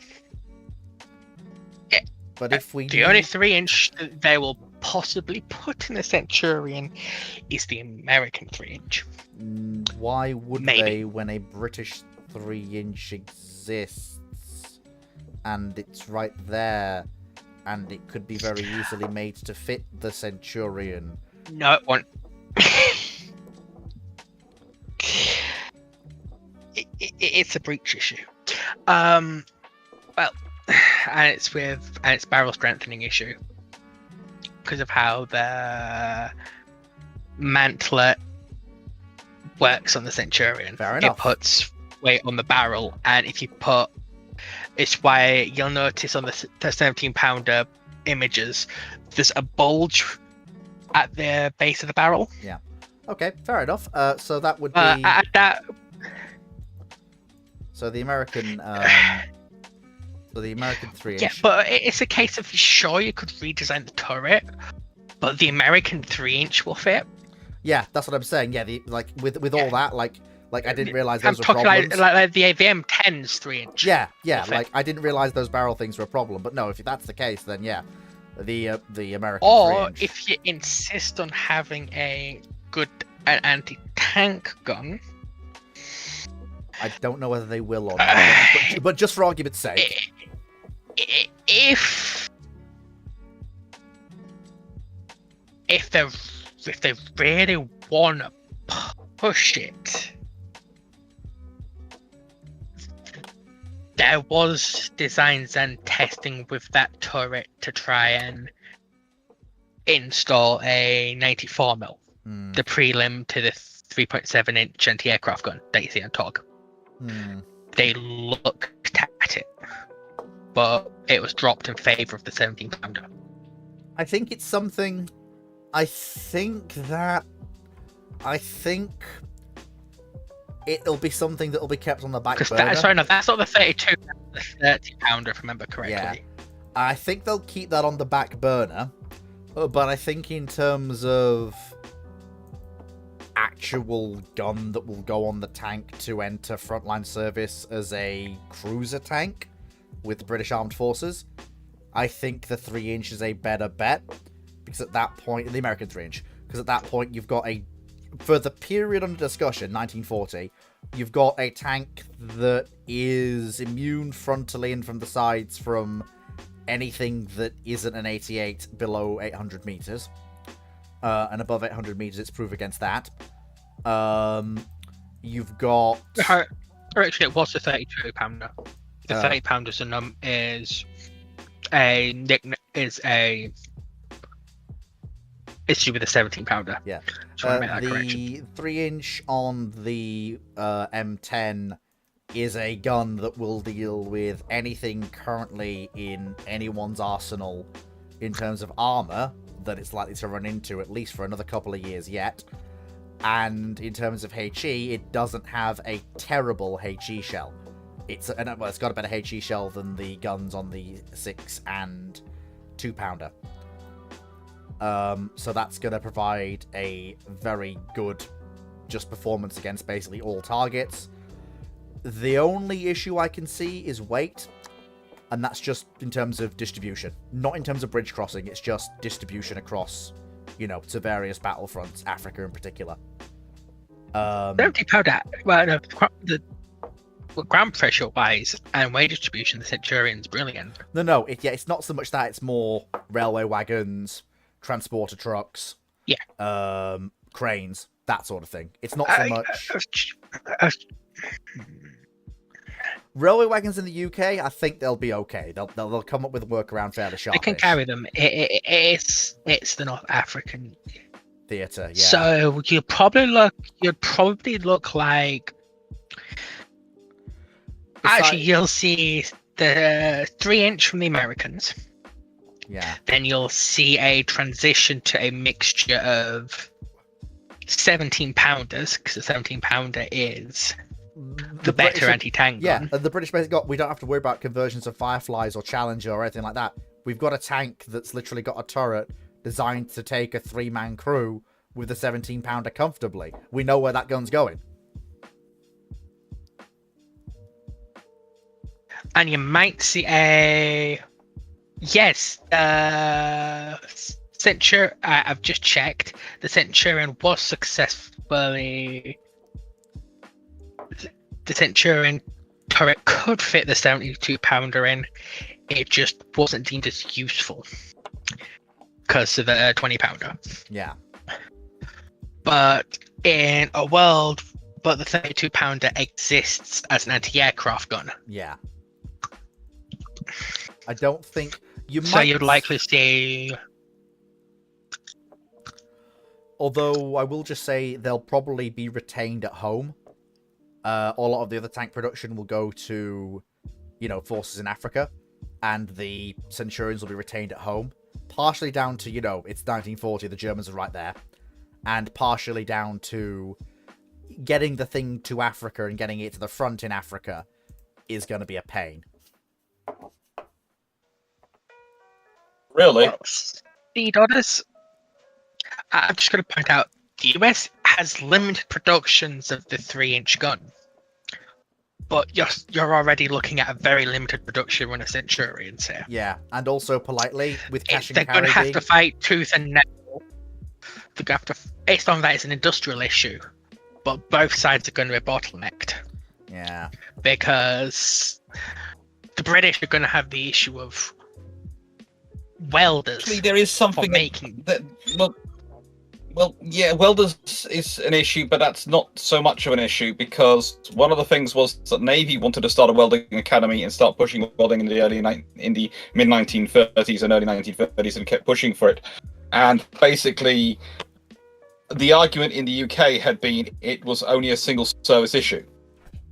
If you have both the Army and the Navy pushing for it, suddenly it's no longer a single service issue, if that makes sense. When it comes to it comes again to engine production for the Merlins, and I do agree that's going to be a bit of a problem. But I think one of the way that's going to be dealt with, and this sounds cruel, is because it's going to increase demand earlier on. Then it's going to increase the pressure on Rolls-Royce earlier on to start ramping up production. So Rolls-Royce are going to have to buy the equipment to increase their their factory facility earlier on. And one of the things that people often forget is that actually Rolls-Royce did buy that equipment, and they actually had the second factory running in the UK before the Packard had their factory running in the US. And they did actually they had it set up. It was only a few months though beforehand because they'd taken so long to order the equipment. So if they ordered that equipment even a year or two earlier, you'd be amazed at how much more quickly that stuff gets through, because running it through a convoy system delays that stuff, because that's equipment which waits for a convoy, which is going to be a big convoy and is going to be escorted by something which can protect it, because that's very important equipment. Whereas if it's ordered pre-war, it's loaded on a ship and it's in the UK. The issue is they're looking at getting this they get the Centurion after the fall of Dunkirk. So Yes, but if they might be getting it then, but it's going to be in the industrial process and development before then. So that's going to have to make those decisions a year or two earlier. So you push those decisions down the line, because in a nice way, these things don't. It's not going to suddenly appear after the fall of Dunkirk of we've got this design, let's build it. It's going to be a case of it's going to be in the process for a while, and so the stuff is going to be put in place for it. Because we're dealing with that sort of period. It would be part of the rearmament program. So probably it would have been actually the equipment and stuff. If Merlin engine was going to be, the British are going to say, right, we're going to basically a Merlin-based engine for our motor torpedo boats, for our tanks, and for our aircraft. And you just crank production up to the wazoo. In which case, Rolls-Royce gets told there's going to be at least 2 factories put in the UK, and they're probably going to turn around and go, well, we don't have enough production facility in our factory, and you need to build 2 more shadow factories to do it. Okay, that's fine. And the nicest way, the most successful shadow factories in the UK were run by people like Blackburn, and by the car companies. Yeah, and I mean, and in the nicest way, if yes. And basically, if this is involved in how do I put this politely? If the army is looking for this tank to give them the new tank, then the army's going to make sure one of those factories are run by the guys who specialize in producing vehicles, and they're going to order the components and have it running a lot quicker, because it's going to be needed more quickly. So it's one of those things where literally scale of demand can lead to things being available earlier, because it's going to force them to make decisions earlier and see the problems earlier. Rolls-Royce's pace of production is never going to fit with it caused enough trouble to the Royal Navy. With the Army and the Navy both nagging at them, then the RAF is going to be going, well, yeah, but they're producing our Merlins. We don't care! But what I would also say, just very quickly, address something I've seen. Scoot says this would mean expedited development of Centaur, Cromwell, or similar vehicles, depending on how much the Centaur changes the design. No, with the Meteor engine now just existing. No, this means they never happen at all. No, we get Cromwell. We get Cromwell. Why would we? Centurion exists. The cavalry wants Cromwell. Cavalry's got Centurion. They can deal with it. Yeah, but but I still think you get Cromwell because of doctrine at the time. Like, remember the Centurion's development was the infantry tank. Probably you get British Army Conqueror still more than wants Cromwell. fast You get yes, but you probably get something closer to Conqueror than Cromwell. If your Centurion's your baseline. Or Carnarvon, more accurately. The Probably not predecessor to Conqueror. Cromwell. So, No, predecessor to because Conqueror. because the Carnarvon and Conqueror are the heavier, slower versions. I think that what Dr. Clark's saying is Centurion fills the shoes of Cromwell, and then the army gets something new for the role that they want the Centurion prelim for. Because if you've got Centurion filling the infantry tank role, think about how you have to adjust the cavalry tank for it to be able to fulfill its doctrinal role in a scenario where Centurion now fills the infantry tank role. Cromwell fits in a world where you've got Churchill as your infantry tank, doesn't it? Yeah. In a world where your infantry tank is Centurion, you've got to go for something bigger, better, and tougher for your cavalry tank. And faster. So, but I still do think that you would get And a Cromwell The equivalent. reason I picked... Well, yes, but that's what I was saying. It would be more like Conqueror in its actual design than Cromwell. Because it would have to be a bigger, better Centurion. And that was what they were sort of trying for with Conqueror, but failed because they kind of went down the tank destroyer doctrine. We'll leave that to one side. But, this is the thing, is that's sort of what you'd be doing. It wouldn't be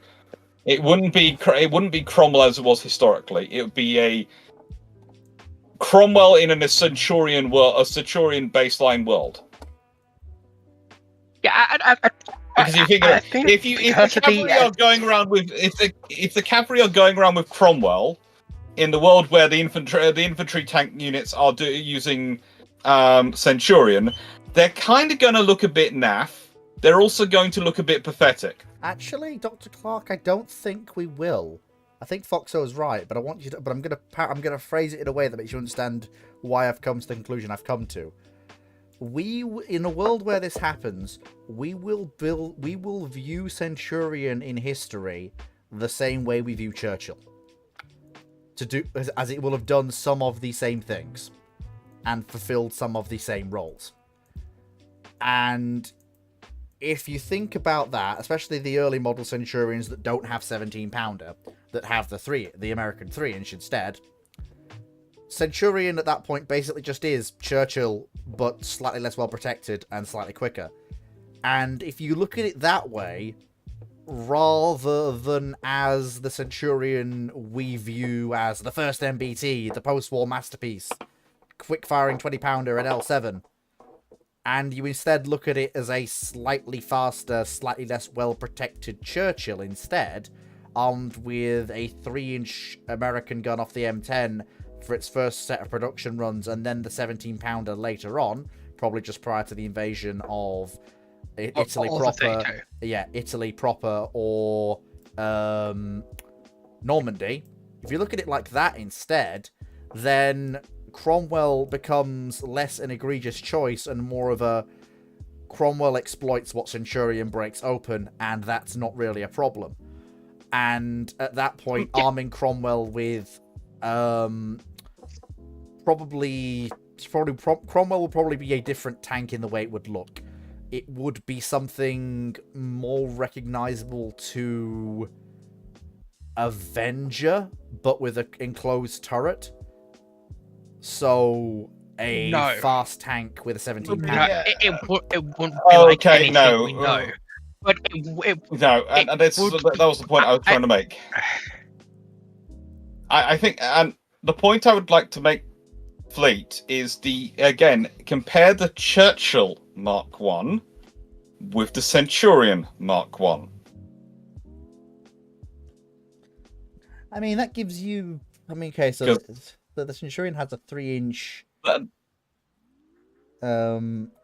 No, yeah, the 2-pounder gun on the Churchill Mark 1. Yeah. And the speed and capabilities of the Churchill Mark 1 and the armoring of the Churchill Mark 1, and now replace that with a Centurion tank. Even the Mark 1 variant. Because whilst I agree with you, between the Churchill Mark 8 and the Centurion, and the there is not. You're not talking about a lot of difference. But between the Churchill Mark 1 and the Centurion, that's a big gap. And the Cromwell tank, or equivalent to Cromwell, which would come out in a world where the Centurion Mark 1 is replacing the Churchill Mark 1, is going to be a very different vehicle.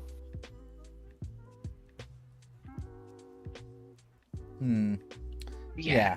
I feel like we are going a little bit in circles at this point, so we should probably come back to this at a bit of a later date. Because we do have a lot more questions to get through. There is gonna be a there is absolutely gonna be a catch up this week. No, Steve. Steve, that's a common misconception. That Centurion is the merging of the two lines to form the universal tank. That's what it becomes eventually, but that's much further down the line after it's introduced. Right, Centurion is developed as an infantry tank as a 43. Right, Centurion starts off as an infantry tank. And to explain about the reason, because while this, I'm not using what, Steve? We're not using what any video games for this at all. We're using what we know of the development of the vehicle. Centurion becomes this. What the British term the universal tank, and then obviously becomes the main battle tank a good while after its introduction, and it flip-flops between infantry and cruiser as the development goes on, as what the British need Centurion to be changes. Now we know obviously that it does become the first. Well, whether it's the first MBT depends on whether but that's a hotly debated topic. So, what's Centurion being? I've just got to point out, Steve. For the Centurion being developed as an infantry tank, I'm more going off Dave Fletcher. And his work. So, if you can source it as wrong, go for it. And bear in mind what the development starts as is one thing. How that development goes and where it ends up. It doesn't become the universal tank until the 50s. Yeah. Because the British are still looking at Conqueror and still looking at heavy tanks. Yeah. Like I said, Centurion becomes the universal tank after it's introduced. Yes, it's not A43, it's A41. Yeah. Yes, Steve. Yes, Steve. That may all be true, but that doesn't change what we've just said. And like I said, it's more about the doctrine and the development of British tanks during and post World War II that lead to the outcomes that we've described. Centurion does become the universal tank, but not. Yes, Steve, I'm aware of that, but as I said, Centurion doesn't become the universal tank until long after the Second World War, because the British concept for a universal tank doesn't appear until long after the Second World War, with the death of Conqueror. It's there, they just don't think they've realised it. Yeah. It's not until you get the Centurion with the L7 and the increased fuel tankage that you get the British going, ah yes, now this tank can fight basically anything it needs to fight and do pretty much all the roles we need it to do. To a basic level.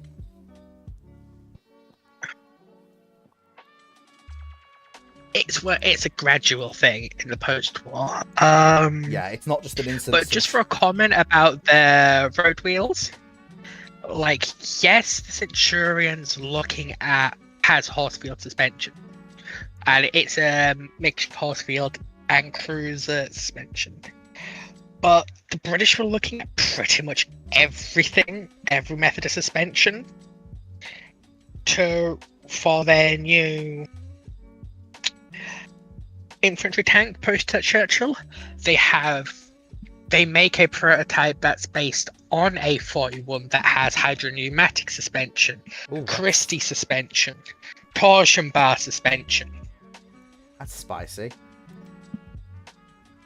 And it's more of a case of them taking elements from the cruiser tank and their suspension. Isn't them mixing the lines, it's them going, okay, the suspension on the Churchill is horrendously obsolete. Yeah, just very what can we do to replace it? Yeah, just very quickly, Steve. Steve, I said the L7. I said when the Centurion got the L7. I said then the British were considering the. Steve, you're looking at the detail rather than the Steve, general. no, Steve, you're missing the forest through the trees. Yeah, you're focusing on the specifics of what we're saying rather than the general point we're trying to make. The suspension itself doesn't really matter in this conversation because the British are looking and experimenting with what to replace the pre-existing system with. So the British are trying pretty much anything. That doesn't mean it's not an infantry tank. It's not being designed as an infantry tank. It just means they're looking at what can they replace their current system with. Hence why they look at the hydropneumatic suspension, they look at torsion bar, they look at pretty much everything.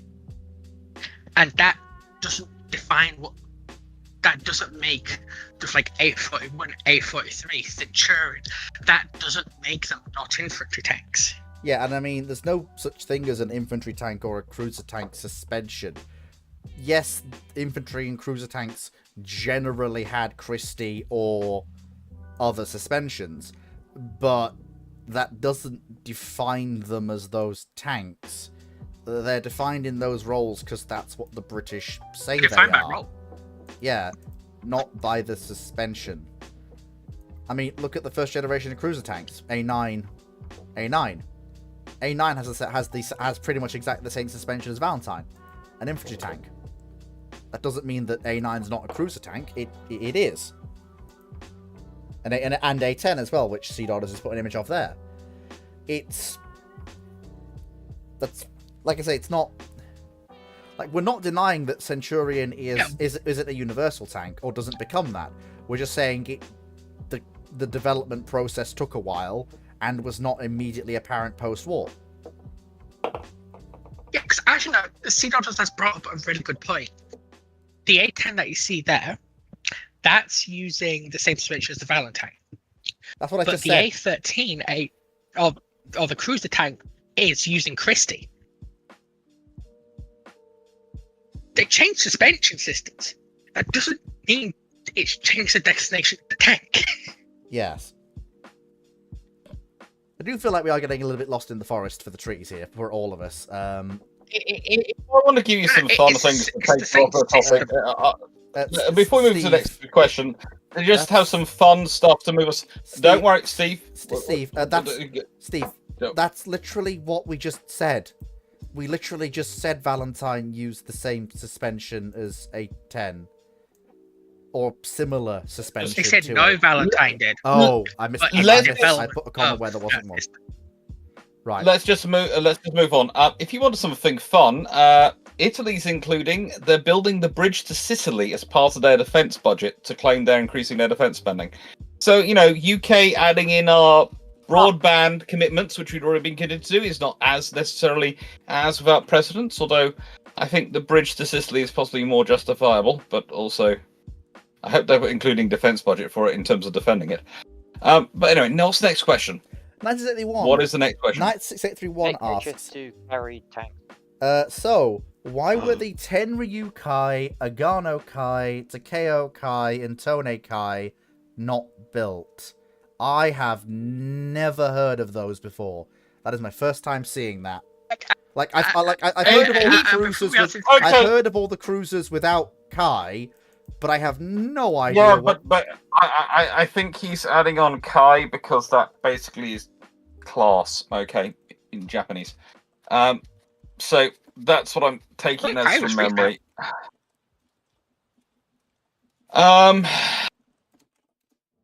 So basically he's saying, why were they not done? Money, time, infrastructure. Pick. All of them will count. Basically, that's it. You have a limitation of how much you can build and how much time. AMC Woods asks, what if Admiral Nagumo had fought Admiral Bull Halsey at Midway? Halsey at Midway, that's an interesting proposition. He probably wouldn't countenance the Flight to Nowhere, so more strike packages might hit the Kita Butai, which may result in the survival of Yorktown. Because if Hiryu dies before she has a chance to warm up and send off that counter-strike, then Yorktown doesn't die. But those are the only real changes I can think of.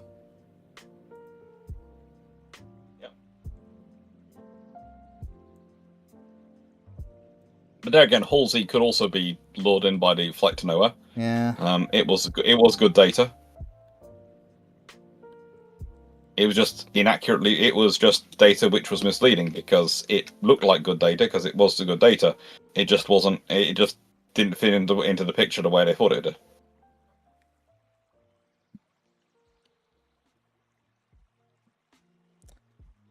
Typical gunnery officer asks, opinions on the Soviet-Russian T-44 tank. Do you think it's a stopgap or a transition tank from T-34 to T-55? It's neither of those things. It's just the next generation of Russian tank after 34. Yes, it leads to 55, but it's not a stopgap, and it's not a transition vehicle. It's just T-44. Yeah. It's just the next... It's just the generation of Soviet tank between 34 and 54. Not really. It's not a transitional T-44 vehicle. is literally... No, T-44 is literally... We need to fix everything that's wrong with the T-34. Yes. That's... How do we fix it? Yes. We have to redesign most of the hull. Yeah. It's a T-34, but it has like a wet gearbox. It's got a turret basket. It's got a much wider hull, so it can do proper crew ergonomics. We need to rethink the T-34, which is why it's just why it's got sort of the same turret as the 85. Yeah. At least at first. So it's not a stopgap, it's a improvement. It's a tank. It's a tank that is built on thoroughly grounded combat lessons, and most importantly, operational lessons. It's not so much a how can we make this tank fight better. It's more how can we make fighting from this tank better. Yeah, actually, a good comparison for it would be if the T-34 is Cromwell and the T-55 Centurion, the T-44 is Comet. Where Comet fixes everything that's wrong with Cromwell, but it comes out at a point where it's going to be replaced very quickly. Sort of thing. If that makes more sense. Yeah. It's a... Hello. It logged me out again. Yeah, we hate it. Oh, this keeps happening. Oh dear. It kicked me out completely. That is bizarre. That's the second time it's done it to me. Discord is having a moment. Yeah. YouTube Minecraft Watcher asks, what if in 1935 the Soviets started producing T-55? Say a random T-55 blueprint appeared to them. See, if you'd have just said, what if the Soviets started producing T-55s, you might have forced me to come up with a way they could actually do it. But unfortunately, because you've specified that they get a random T-55 blueprint, they're not building any T-55s in 1935. They don't have the metallurgy, they don't have the factory, they don't have the tooling, they don't have the experience. There is... Do you want a sad thing, Flater? What? They have they can make everything that's not the gun. It'll just be horrible in quality. Yeah. There again, Yeah, having because- driven around in a because- T-55, Scenes. I'm not sure that would. I'm not sure really there is much way you could have found a good quality one. I mean, don't think I've ever been in one. I will point out that it wouldn't be. Well, no, it wouldn't be a 55. It'd be a 54. Because remember, the only difference between 55 and it'll be 54. 55. No, it wouldn't. It'd be a 54. Because 55 is just 54, but NBC sealed, and they're not going to have the capability to NBC it. It's going to be 54. They'll be like, what's a nuclear? Yeah, it's going to be 54. But it's also the small improvements in other places with the T-54, T-55.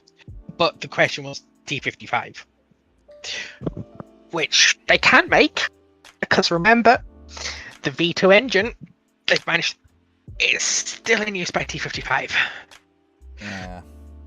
Suppose. And it's I not suppose like, given- say, if given- you brought Centurion back, then you've got issues with the getting the Meteor early in 35. Yeah.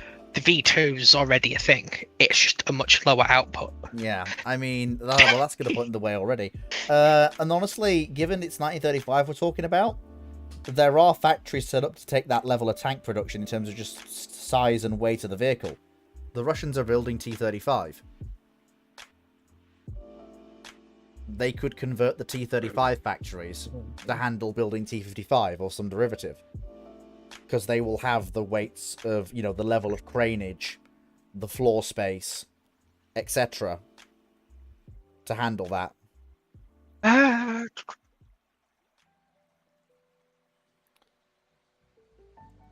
That's certainly an option. I mean, it's an option. There are other ways.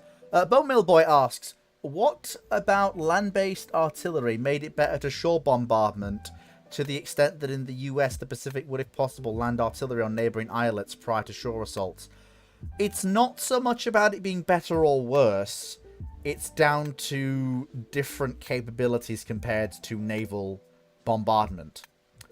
At the ranges you're talking for most of the bombardments of the Pacific War, the naval vessels are usually firing on a fairly flat trajectory.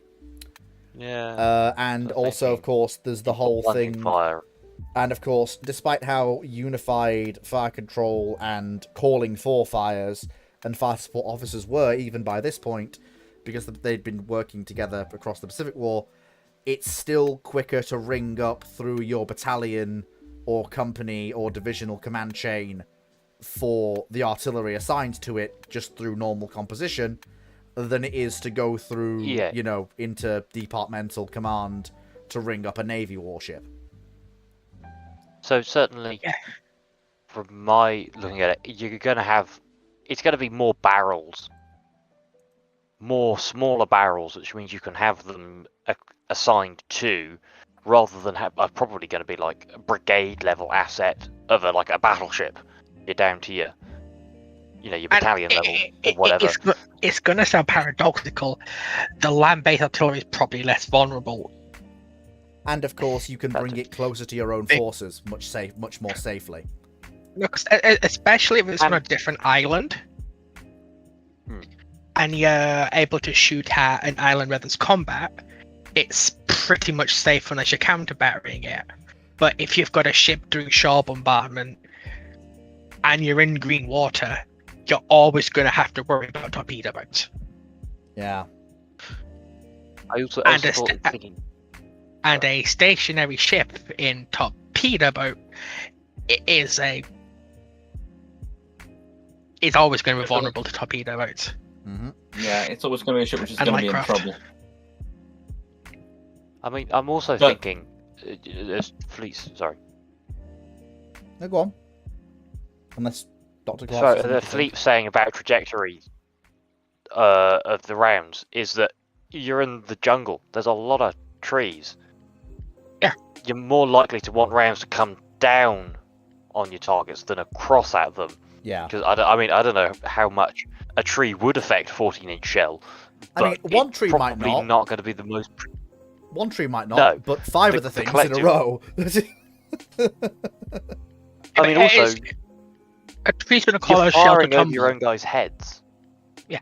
And if it's a 14-inch shell screaming across like 100 foot above the guys calling it in, they may not be the most happy if it does hit the tree and explodes, or tumbles, just- or whatever. throws shrapnel or splinters down on the poor chaps.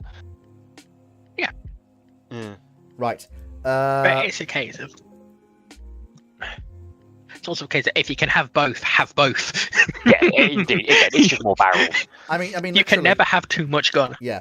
Doctrine is, get the artillery ashore, and then the vessels move off from close-in bombardment to at distance. Because that Standoff. Standoff. Ruinon, Ruinon. Difficult Officer asks, what if Taiho survived the torpedo attack and later US strike? Do you think she'll be sunk in Leyte Gulf or possibly later?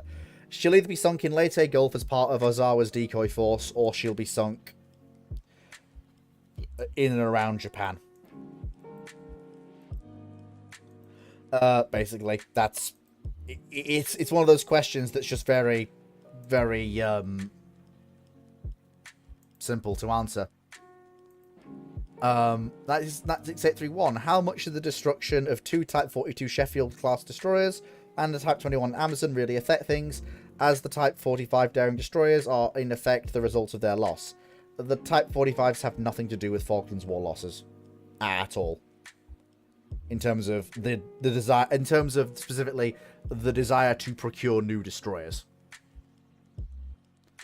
They're not in the nicest way. That it's the loss of them was more contributed to issues with the Type 26s and the Type 31s. It's one of the reasons why the Type 31s have such a heavy gun armament, and one of the reasons why the Type 26s are looking. The interesting thing with the Type 45s is that they didn't have the heavy gun armament, and in many ways, if you talk to quite a lot of naval officers, that is the one thing they would have liked. They would have liked to have had the Mark 41 VS built in from the start, but also they'd like the gun capability added in. It would have been very useful to have had more firepower. It would have been very, very useful to have had more firepower. Typical gunnery officer asks, would you call the P-61 as the replacement for the P-38, or would you call the P-82 as the true replacement for the P-38? I don't think either aircraft were... Well, P-82 is the closest to being a proper, this is replacing the P-38, but the P-61 isn't. The P-61 is a night fighter, a thoroughbred night fighter. The P-38 just isn't. At all. The P-82, so that's the twin Mustang. I suppose you could say comes the closest to being a true piston-engined replacement for P-38. But it's not actually built as a P-38 replacement, if that makes sense. It's just out of the two options presented, it's the closest to fitting the definition asked for. YouTube I'm trying to Minecraft think. Watcher asks, what if the USN in 1942 But, suddenly found... I don't want to get an out of tangent on that, Foxo. I'm sorry. I've made a nice, neat answer to that question. I'm sorry. But just for that one thing... I just think you might have got your timeline wrong for it. And the question, I might have had might have had the wrong timeline. not Because the P-61 entered service in 44. Well, yeah, but he doesn't. So that should have been entered service. That should have been the last one to enter service, if I get my timeline correct. Well, no, the P-82 doesn't come until after World War II. Is it the P-82? Was the P-82 mentioned? Trim Mustang, yeah.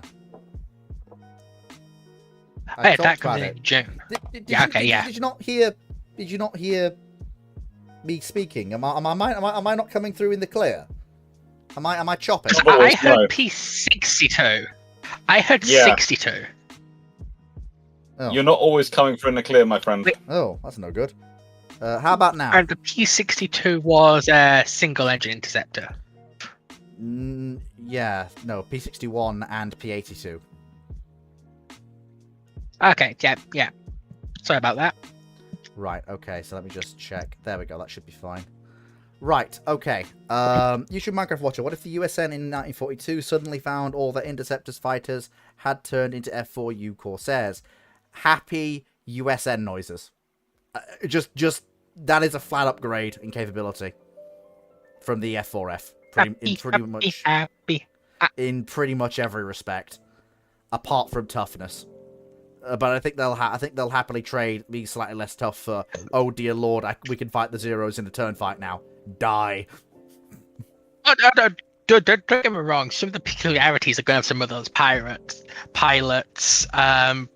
being F-104 pilots, but Yeah. they'll learn. Yeah, they'll learn or they'll die. Your typical gunnery officer asks, how effective were World War II equipment in conflicts post-Korean War, like, for example, Bf-109, Sherman tanks, and Panzer IVs being used in the Middle Eastern conflicts? Well, first of all, they weren't Bf-109s anymore.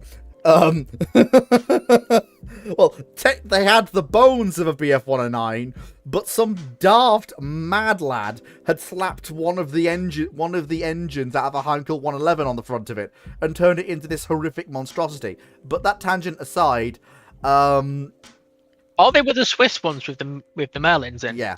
But politely, if you are Spanish fighting, ones with the Merlins. yeah, if you're fighting a conflict and you want to push on a prepared position, are you going to say no to a Sherman or a Panzer IV when the alternative is no armor at all? No, of course you're not. You're going to say, yeah, I will have a Sherman or a Panzer IV.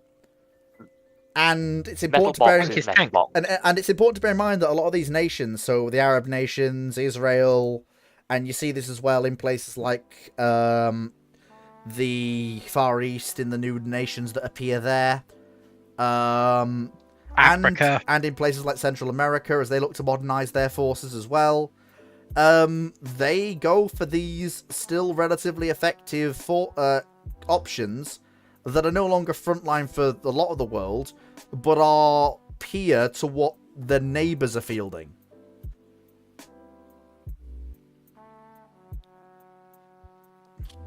Yep. it's not even that. It's the difference between a Sherman and a Centurion is inconsequential if your opponent doesn't have any anti-tank guns. Mm-hmm. And if the armour he has is a bunch of scrappy Both Panzer IV are H's. going to stop just around. Yeah. And if the... No, because okay, and it's also, I'll use the T-55 as an example. Like in a lot of the African wars, a T-55 is still used, because it's and do you know why it's effective? because it's a mobile box with a gun on it and some machine guns that uses readily available It ammunition. doesn't matter that it's obsolete and a javelin and you can repair it with a pop spanner. it like a can, or a Milan would pop it like a can. Yeah. It's a case of if your opponent has rifles, you have Sherman. Yes. A And I Leopard mean- 2 and- isn't and going I to mean- randomly appear over that hill over there. It's And I will Yeah, point out it's- the reason why... As long as you're not fighting, it's like. But I like to go to Korea. The reasons why the Shermans do so well in Korea is because they're not fighting T-55s, are they? No, they're fighting... no. They're fighting... T-35s. Yeah, and of course, and if one of the Chinese IS-2s shows up, they go, excuse me, Mr. M46 Patton, could you come over here, pretty please, with the cherry on top? There's a thing here we'd like you to kill. Or alternatively, excuse me, Mr. Bring. Yeah, Excuse me, Mr. Hello. Hillary, yes, we USS would like Wisconsin, some. I have a fire mission for you. Yes, Or it would be, hello, yes, is this the 6-inch howitzers? Yeah. Yes, we've got a heavy armored unit at X location. And IS-2s do not like getting Belfast, bonked where are by you? 155s. And then of course we've got the amusing. Excuse me, is that the U.S. Air Force? Hi, yeah, this is the frontline commander. Yes, big tank over there. These grid coordinates. Do you mind? Slightly. Thank you. Yes, please. Can I get some rockets as well? That'd be lovely. Oh, you're sending me what? Oh, you're sending me some of your jets. Angry You are Skyraider kind. Yeah, and that's not an odd to get the fact that the 76 of the Sherman could quite easily deal with IS-2s. Indeed, it could. Like you have to hit the turret, hit the turret front or the lower plate, because it's only like 90 mil at the most. Yeah. On the lower front. Yeah, just keep talking. I'm gonna just keep talking. I have to deal with something. Unfortunately, I've noticed that the poor old girl is barking her head off. But to leave you something to discuss while I am away, I'd like to mention the unsung hero of the opening days of the early Arab-Israeli wars in terms of mechanization. Everybody loves the universal carriers. Yes. Who doesn't? Battle taxi is battle taxi. Brum. Look at me in my little armoured car thing, but it's got Because track. It gets you where you need to go. Why wouldn't you love it? Yeah, because if I remember correctly, it's like an entire school of military thinking about how do you utilize older equipment called, is it high and low? Where you integrate... Floor cloth, I think. I believe that's more where you just kind of got a big disparagement between like your best kit and your shit kit. And like It Yes, depends but on who it's- you're talking about. It did start out as how to use, specifically how to use older equipment, but modern defense companies got hold of it and have made it about how to use cheaper new equipment and more expensive new equipment. Yes. So either way, you're because buying new equipment. But as a force structure, kit that would start to come around in the 60s for a lot of second and third world countries was you have your high-tech equipment integrated into your low-tech, which... Because, I mean, you see, from what we've heard, the Russians are doing it in Ukraine, where you'll have something like a T-80 with these primitive tanks that has the sensors that allow it to do what it needs to do and find the enemy, and then it communicates to the low-tech T-55s and stuff. And because I think that's also a thing with the Air Force, where I can't remember. Oh, because Chieftain's got a really good video on it.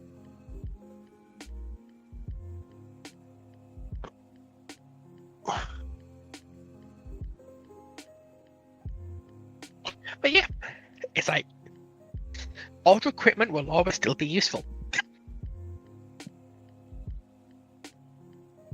Because if I remember correctly, wasn't there LAVs being used in the Chinese Civil War?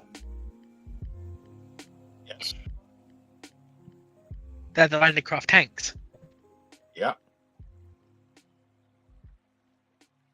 And Taiwan didn't move them from service until like the 80s. Well, you know, Oh. they'll get you where you need to go. They'll do what you need to do. It's brilliant. I'm sorry. It's Yeah. the poor girl was too warm, bless her. So I've given her a hosing down, then a towel off. She was barking because she couldn't cool herself off, bless her. Although I did say to her, "Why you sat in the sun?" Dogs. Dog. So, that was the World War II equipment. Dogs, because mine does Yeah. that as well. I will point out I was very pleased to hear Foxo giggle when I mentioned Everybody Loves Universal Carrier in the early Arab-Israeli wars. As I was walking away. Akazuki Well, it's asks... the diminutive backbone of the British Army. Yes. Akazuki asks, in November 1941, all Oppressor of colonials. Yes. All USN carrier air wings suddenly have F-18As replacing their fighter squadrons. How does this affect the war on both fronts? The US no longer has any carrier fighters. At all. Oh, crap. Yeah, literally. The US has no carrier They're fighters. just... Like, I just imagine the moment it happens, the guy, he's sat in his little... I don't know, I can't remember. What's F4F or Brewster Buffalo. It's like, his F4. He's sat in his F4S. He's gone full power, pop, full reheat. He's got like 30 feet of deck left, and he's only going 50 knots. Shit, crunch. He just leaped himself into the sea. The worst one will be the guy who's already in the air. Yeah. And he's still trying to figure out how to fly an F-18. And then, of course, no. The worst one is the guy who's trying to land. Suddenly goes supersonic, and he has no idea what he's doing. The worst one is the guy who's because he comes in for a landing, and because of the way he's not going to have enough airspeed. He's going to slam onto the deck. He's not going to know how to brake. And even if he does somehow work out how to brake, he ain't got enough length of runway. Just the cables just go pinging their way across the deck as he breaks one in succession. The American carriers have wooden deck. Oh so god, when he tries to land, he's going to go through the deck and dynamic hangar entry. Oh, this is just bad business. Like, I can't believe I'm going to say this, but the Americans are going to go to the British and go, hey, so if we build Merlins in the US... No, he said, hey, you know, we've through certain intelligence angles, we know you're working on this design for like a carrier version of your current fighter. Wait, wait, sorry, this is November 41. Can I just predict what you're going to say? Yeah. Are you going to suggest the Americans make firebrands? No, I'm going to suggest the Americans buy the license for Sea Hurricane for like 6 months and just build as many of them as they can. Firebrands. I've just thought about it. In the nicest way they might get, actually, and this is the more interesting thing, is they might get, because they can take it on, the design studies, which were the Gullwing Spitfire. Oh, the original that Seafire, would be... Well, actually, no, at that point, Corsair's in progress, so they're just going to... It's more that they need fighters now. That yes, already exist for. They could build the Gullwing Seafire. Yes, but... Quite quickly. They could get the jigs ready for that. Because Yeah. it was going to be a different construction than the system which was used for the actual Spitfire. He decided the canvas wouldn't work. So yeah. But yeah, so it's important to know that any jet aircraft after the Phantom is essentially wizardry to people in World War II. Yep. And even the Phantom's pushing it. Because, say it with me, microcomputers. Yes. Can I just say one small thing? Like, Okay. This is on a completely different topic, but it's worthwhile noting. I have just because of many reasons, follow the various propaganda accounts for the various nations, including China. And Zhao Dashi has just tweeted out, over the past 4 years, China has used enough concrete for reinforced aircraft hangars to have a 4-lane highway from Chicago to New York. That's not as impressive as he thinks it is. Sorry. That's not as impressive as she thinks it is. The trouble is that the fact that it is a flex at this current time does worry me, because it does show just how little we have put into actually building Admittedly, there are many weapons which can go through them, and I do understand that. But the fact is, they're raising the cost and difficulty to it to that level. They're not. Not if her boast, and it is accurate, is that it's a 4-lane highway from Chicago to New York, and that's the concrete level she's boasting, congratulations, you can keep out drones. Basic bombs are gonna ruin those structures, not even bunker busters. If given the amount the Chinese have built, if the amount of concrete that they've used No, but Fleet, what if they just built one? Well, if it's that, because that's huge. But what if it just build one yeah, massive like it's not. armored That's hangar? not as much of a flex as she thinks it is. In fact, it shows. In fact, it shows that these Chinese structures are not actually hardened. They're concrete aircraft shelters. They're not hardened concrete aircraft shelters. If they were, it would have been an 8-lane freeway from Chicago to New York. I won't even put it that way. It's one of those things of Concrete. what do we know about Chinese concrete? Oh, yes. That's more what I was going through my mind. No. Okay, nicest way. The two things that go through my mind is one, well, I suppose at least they're hardening against drones, and the other thing that was going through my mind was, oh good lord, they're all going to be cracked to blazes. We're not going to have to use hard weapons to deal with them. We're going to be able to use an ice pick. Hey, Dr. Clark, have we still got any of the old 50? Doesn't this Hey, mean that Alex, have they've we got written any of off all the? those aircraft? Have we got any of the old 50-pound bombs left over from World War One? I'm sure they'll. It's not going to be that bad, Flame. Concrete's still concrete. Hey, I think there's something poetic about taking out communist structures with the true communist methodology of an ice pick Trotsky. Oh, okay. Right. Typical officer I just think there's something poetic about that.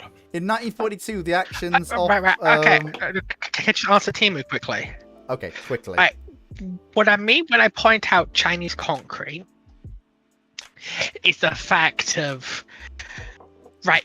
One of the major components in concrete is sand, right? But we know that reinforcing the concrete aside, rebar aside, is you want a very specific type of large grain sand. However, what we know, it's limestone. I've seen some things that are sand and everything, but a lot of the materials China uses for concrete, especially infrastructure concrete, tend to be really bad quality. Because I think one of the issues is that one of the bridges that collapsed semi-recently was made out of concrete that used fine river sand. Which, for anyone who knows anything about concrete, you'll know how bad that concrete is. Anyway, go on. Yes, you do want a certain level of friction in your concrete. Friction helps it bond and stops it disintegrating on site with contact. But Timu, tofu dregs, a lot of that is to do with them not reinforcing the concrete properly, or them cheaping out on the bonding agent for the concrete. What I'm talking about is they don't have easy access on that scale to the right base material for hardened concrete. That's the difference. It's not tofu, it's an industry problem.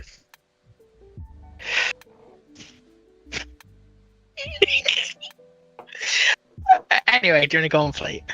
Do you know something? I've lost where I was. Never mind, it's fine. We'll carry on. Next question. Actually, quick thing, Clark. It's the running. It's gonna sound strange, but is your sister free? He possibly could Since be. we're Why? talking about concrete. Oh, please. Since we're talking about concrete. No, let's not get into the concreteness of the levels of concrete. Shall we please move on? It would be interesting For to my know the sanity. difference between reinforced concrete I want to keep and my stuff that audience. China uses in tofu dregs. I want to keep my audience. Typical gunnery officer asks, Question 9. In 1942 actions off the Bougainville air battle, what if the US carrier task force pushed their attack on Rabaul instead of retreating? Would they be able to cause damage and prevent future Japanese expansion in the South Pacific? Also, will the US be able to withstand the attack by the 4 IJN heavy cruisers defending Rabaul? Politely, if they're stupid enough to push their attack on Rabaul, they deserve what's coming to them. And what's coming to them will be an exceptionally heavy land-based air attack, plus a possible surface threat. And that is going to hurt them. Oh, That is you just really brought going to up a hurt brilliant them. point. It's that you know how this is technically a naval history show. It's not even a If naval we history did show. bring in, It's if we did bring Dr. Clark's sister in, we could talk about the concrete reinforcement in the U-boat pens. that's what Steve Oh, my, Clark they were just so said. resistant to RAF bombing. Yeah, that's what Steve Clark just said. But I know, yeah. I know, but I want to. Not everyone can Actually, see the chat. The thing is, there's actually a friend of my sister's, her professor, who was her supervisor, called a guy called Eddie Bromhead, who's a very experienced civil engineer, now retired, but who actually wrote papers about the concrete reinforcement on those particular constructions, and has all sorts of research data he can bring, which never makes it into history books about how badly they were actually built. So if you ever want him on, I'm happy to grab him. I've offered him to Drac. Drac was actually taught by him, but I think Drac's a bit... I don't want to say afraid to have the person who taught him on, but reticent, should I say? Right, Fleet, is this confirmed we're going to have a concrete ramblings? No. I'm sorry, Is but that set in stone? lady, you are on the verge of being hit with the fleet hammer. Shouldn't it be cast in concrete? Shouldn't it be cast rather than set in stone when you're concreting? Because you tend to cast concrete, you don't set it. There are Nike, Well, it does set, but Nike, there it's are part only of 6 casting viewers process. on YouTube. Nike, there are only 16 people total. That's not unusual for ramblings at this point. And the fact that we're over 5 is just honestly an achievement, and I'm happy with it. Although my subscriber increases do seem to have plateaued somewhat, which is annoying. We'll start working on that again. It's just Really, easy. you need to start doing a clipping game. Yeah, probably. At a certain point, shorts and clips start to make up a lot of the people you gain. I don't want to give in to the short virus. Also, I've got another method of communicating of so gaining harmful. subscribers, which means the people who really seem to like to go and slag me off on various how do I put this message boards. Mostly, I end up with getting people who end up watching my videos because they've posted my videos while being rude about me. And then people will watch the videos and they like it, and then they Discord message me and go, you know, I saw you people being rude about you, so I came to check about you, and I decided I like you. So, you know, to be honest, my haters are helping me grow. Ah! I don't have haters, luckily. I'm too small. I'm still annoyed that my Plan Z video. It's got virtually none of the wereabouts coming out for me. I'm still looking for that better class of enemy. You will be known by the quality of your enemies. Yeah, the wereabouts are just... Where are they? Well, the wereabouts have been a dying breed for some time. Like, Yeah. unfortunately, that's... But they were the so truth. passionate and loud. That's the truth. The wereabouts have been dying for ages.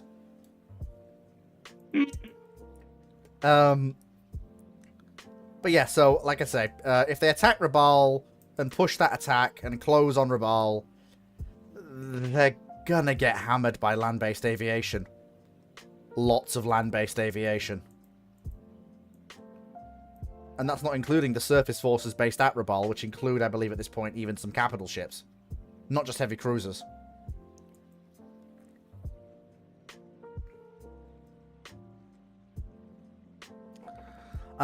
It's just going to be bad. Anyone else have... Whoa! Okay, seriously, what is going on? We just lost Chair and Ruin on like that. What in the name of Mike is going on around here? Yeah, Discord's not liking you, my friend. Seems like it isn't, is it? Right. One of the things I have noticed with both mine, the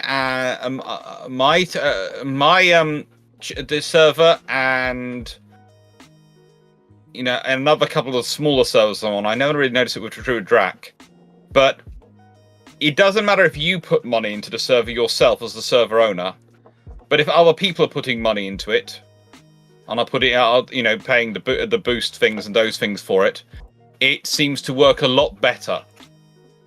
Discord seems to almost be, how do I put this, biased against people who do it themselves. Yeah. Yeah, Discord is having issues. Right, okay, I'll do one more question and I'll end, unfortunately, half an hour early, just because Discord does seem to be having issues and... No. And I want to give it time to recover before next week's... Well, the next time I use it, which will be Friday. Let's move to Foxo server. YouTube Minecraft Watcher asks, what if the USN had developed in 1939 proximity fuses for shells from 3-inch to 16-inch? Well, their AA fast suddenly has got a lot better. And that's going to be devastating for shore bombardment. Because if you've got people in trenches, 14 to a 12 to 16-inch proximity fuse shell exploding above them, they're dead. They're dead. I don't care how big your trench is, they're dead. And even some of the smaller bunkers are just going to be atomized by the shrapnel. Since that'll be the use of the larger calibers of proxy. What's the gun caliber? Everything from 3-inch up to 16. What's the gun caliber? Everything from 3-inch up to 16. Well, biggest thing is the US Army's gonna love you. Oh yeah. Because well done, you've just significantly improved the effectiveness of airburst.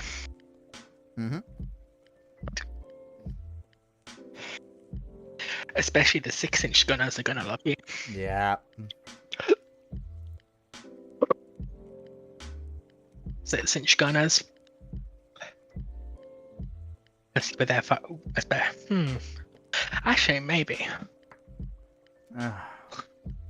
Right. So I'm sorry for the somewhat earlier finish. You know, you but... might see fire control. You might see the basic fire control radars and stuff for artillery. From an earlier.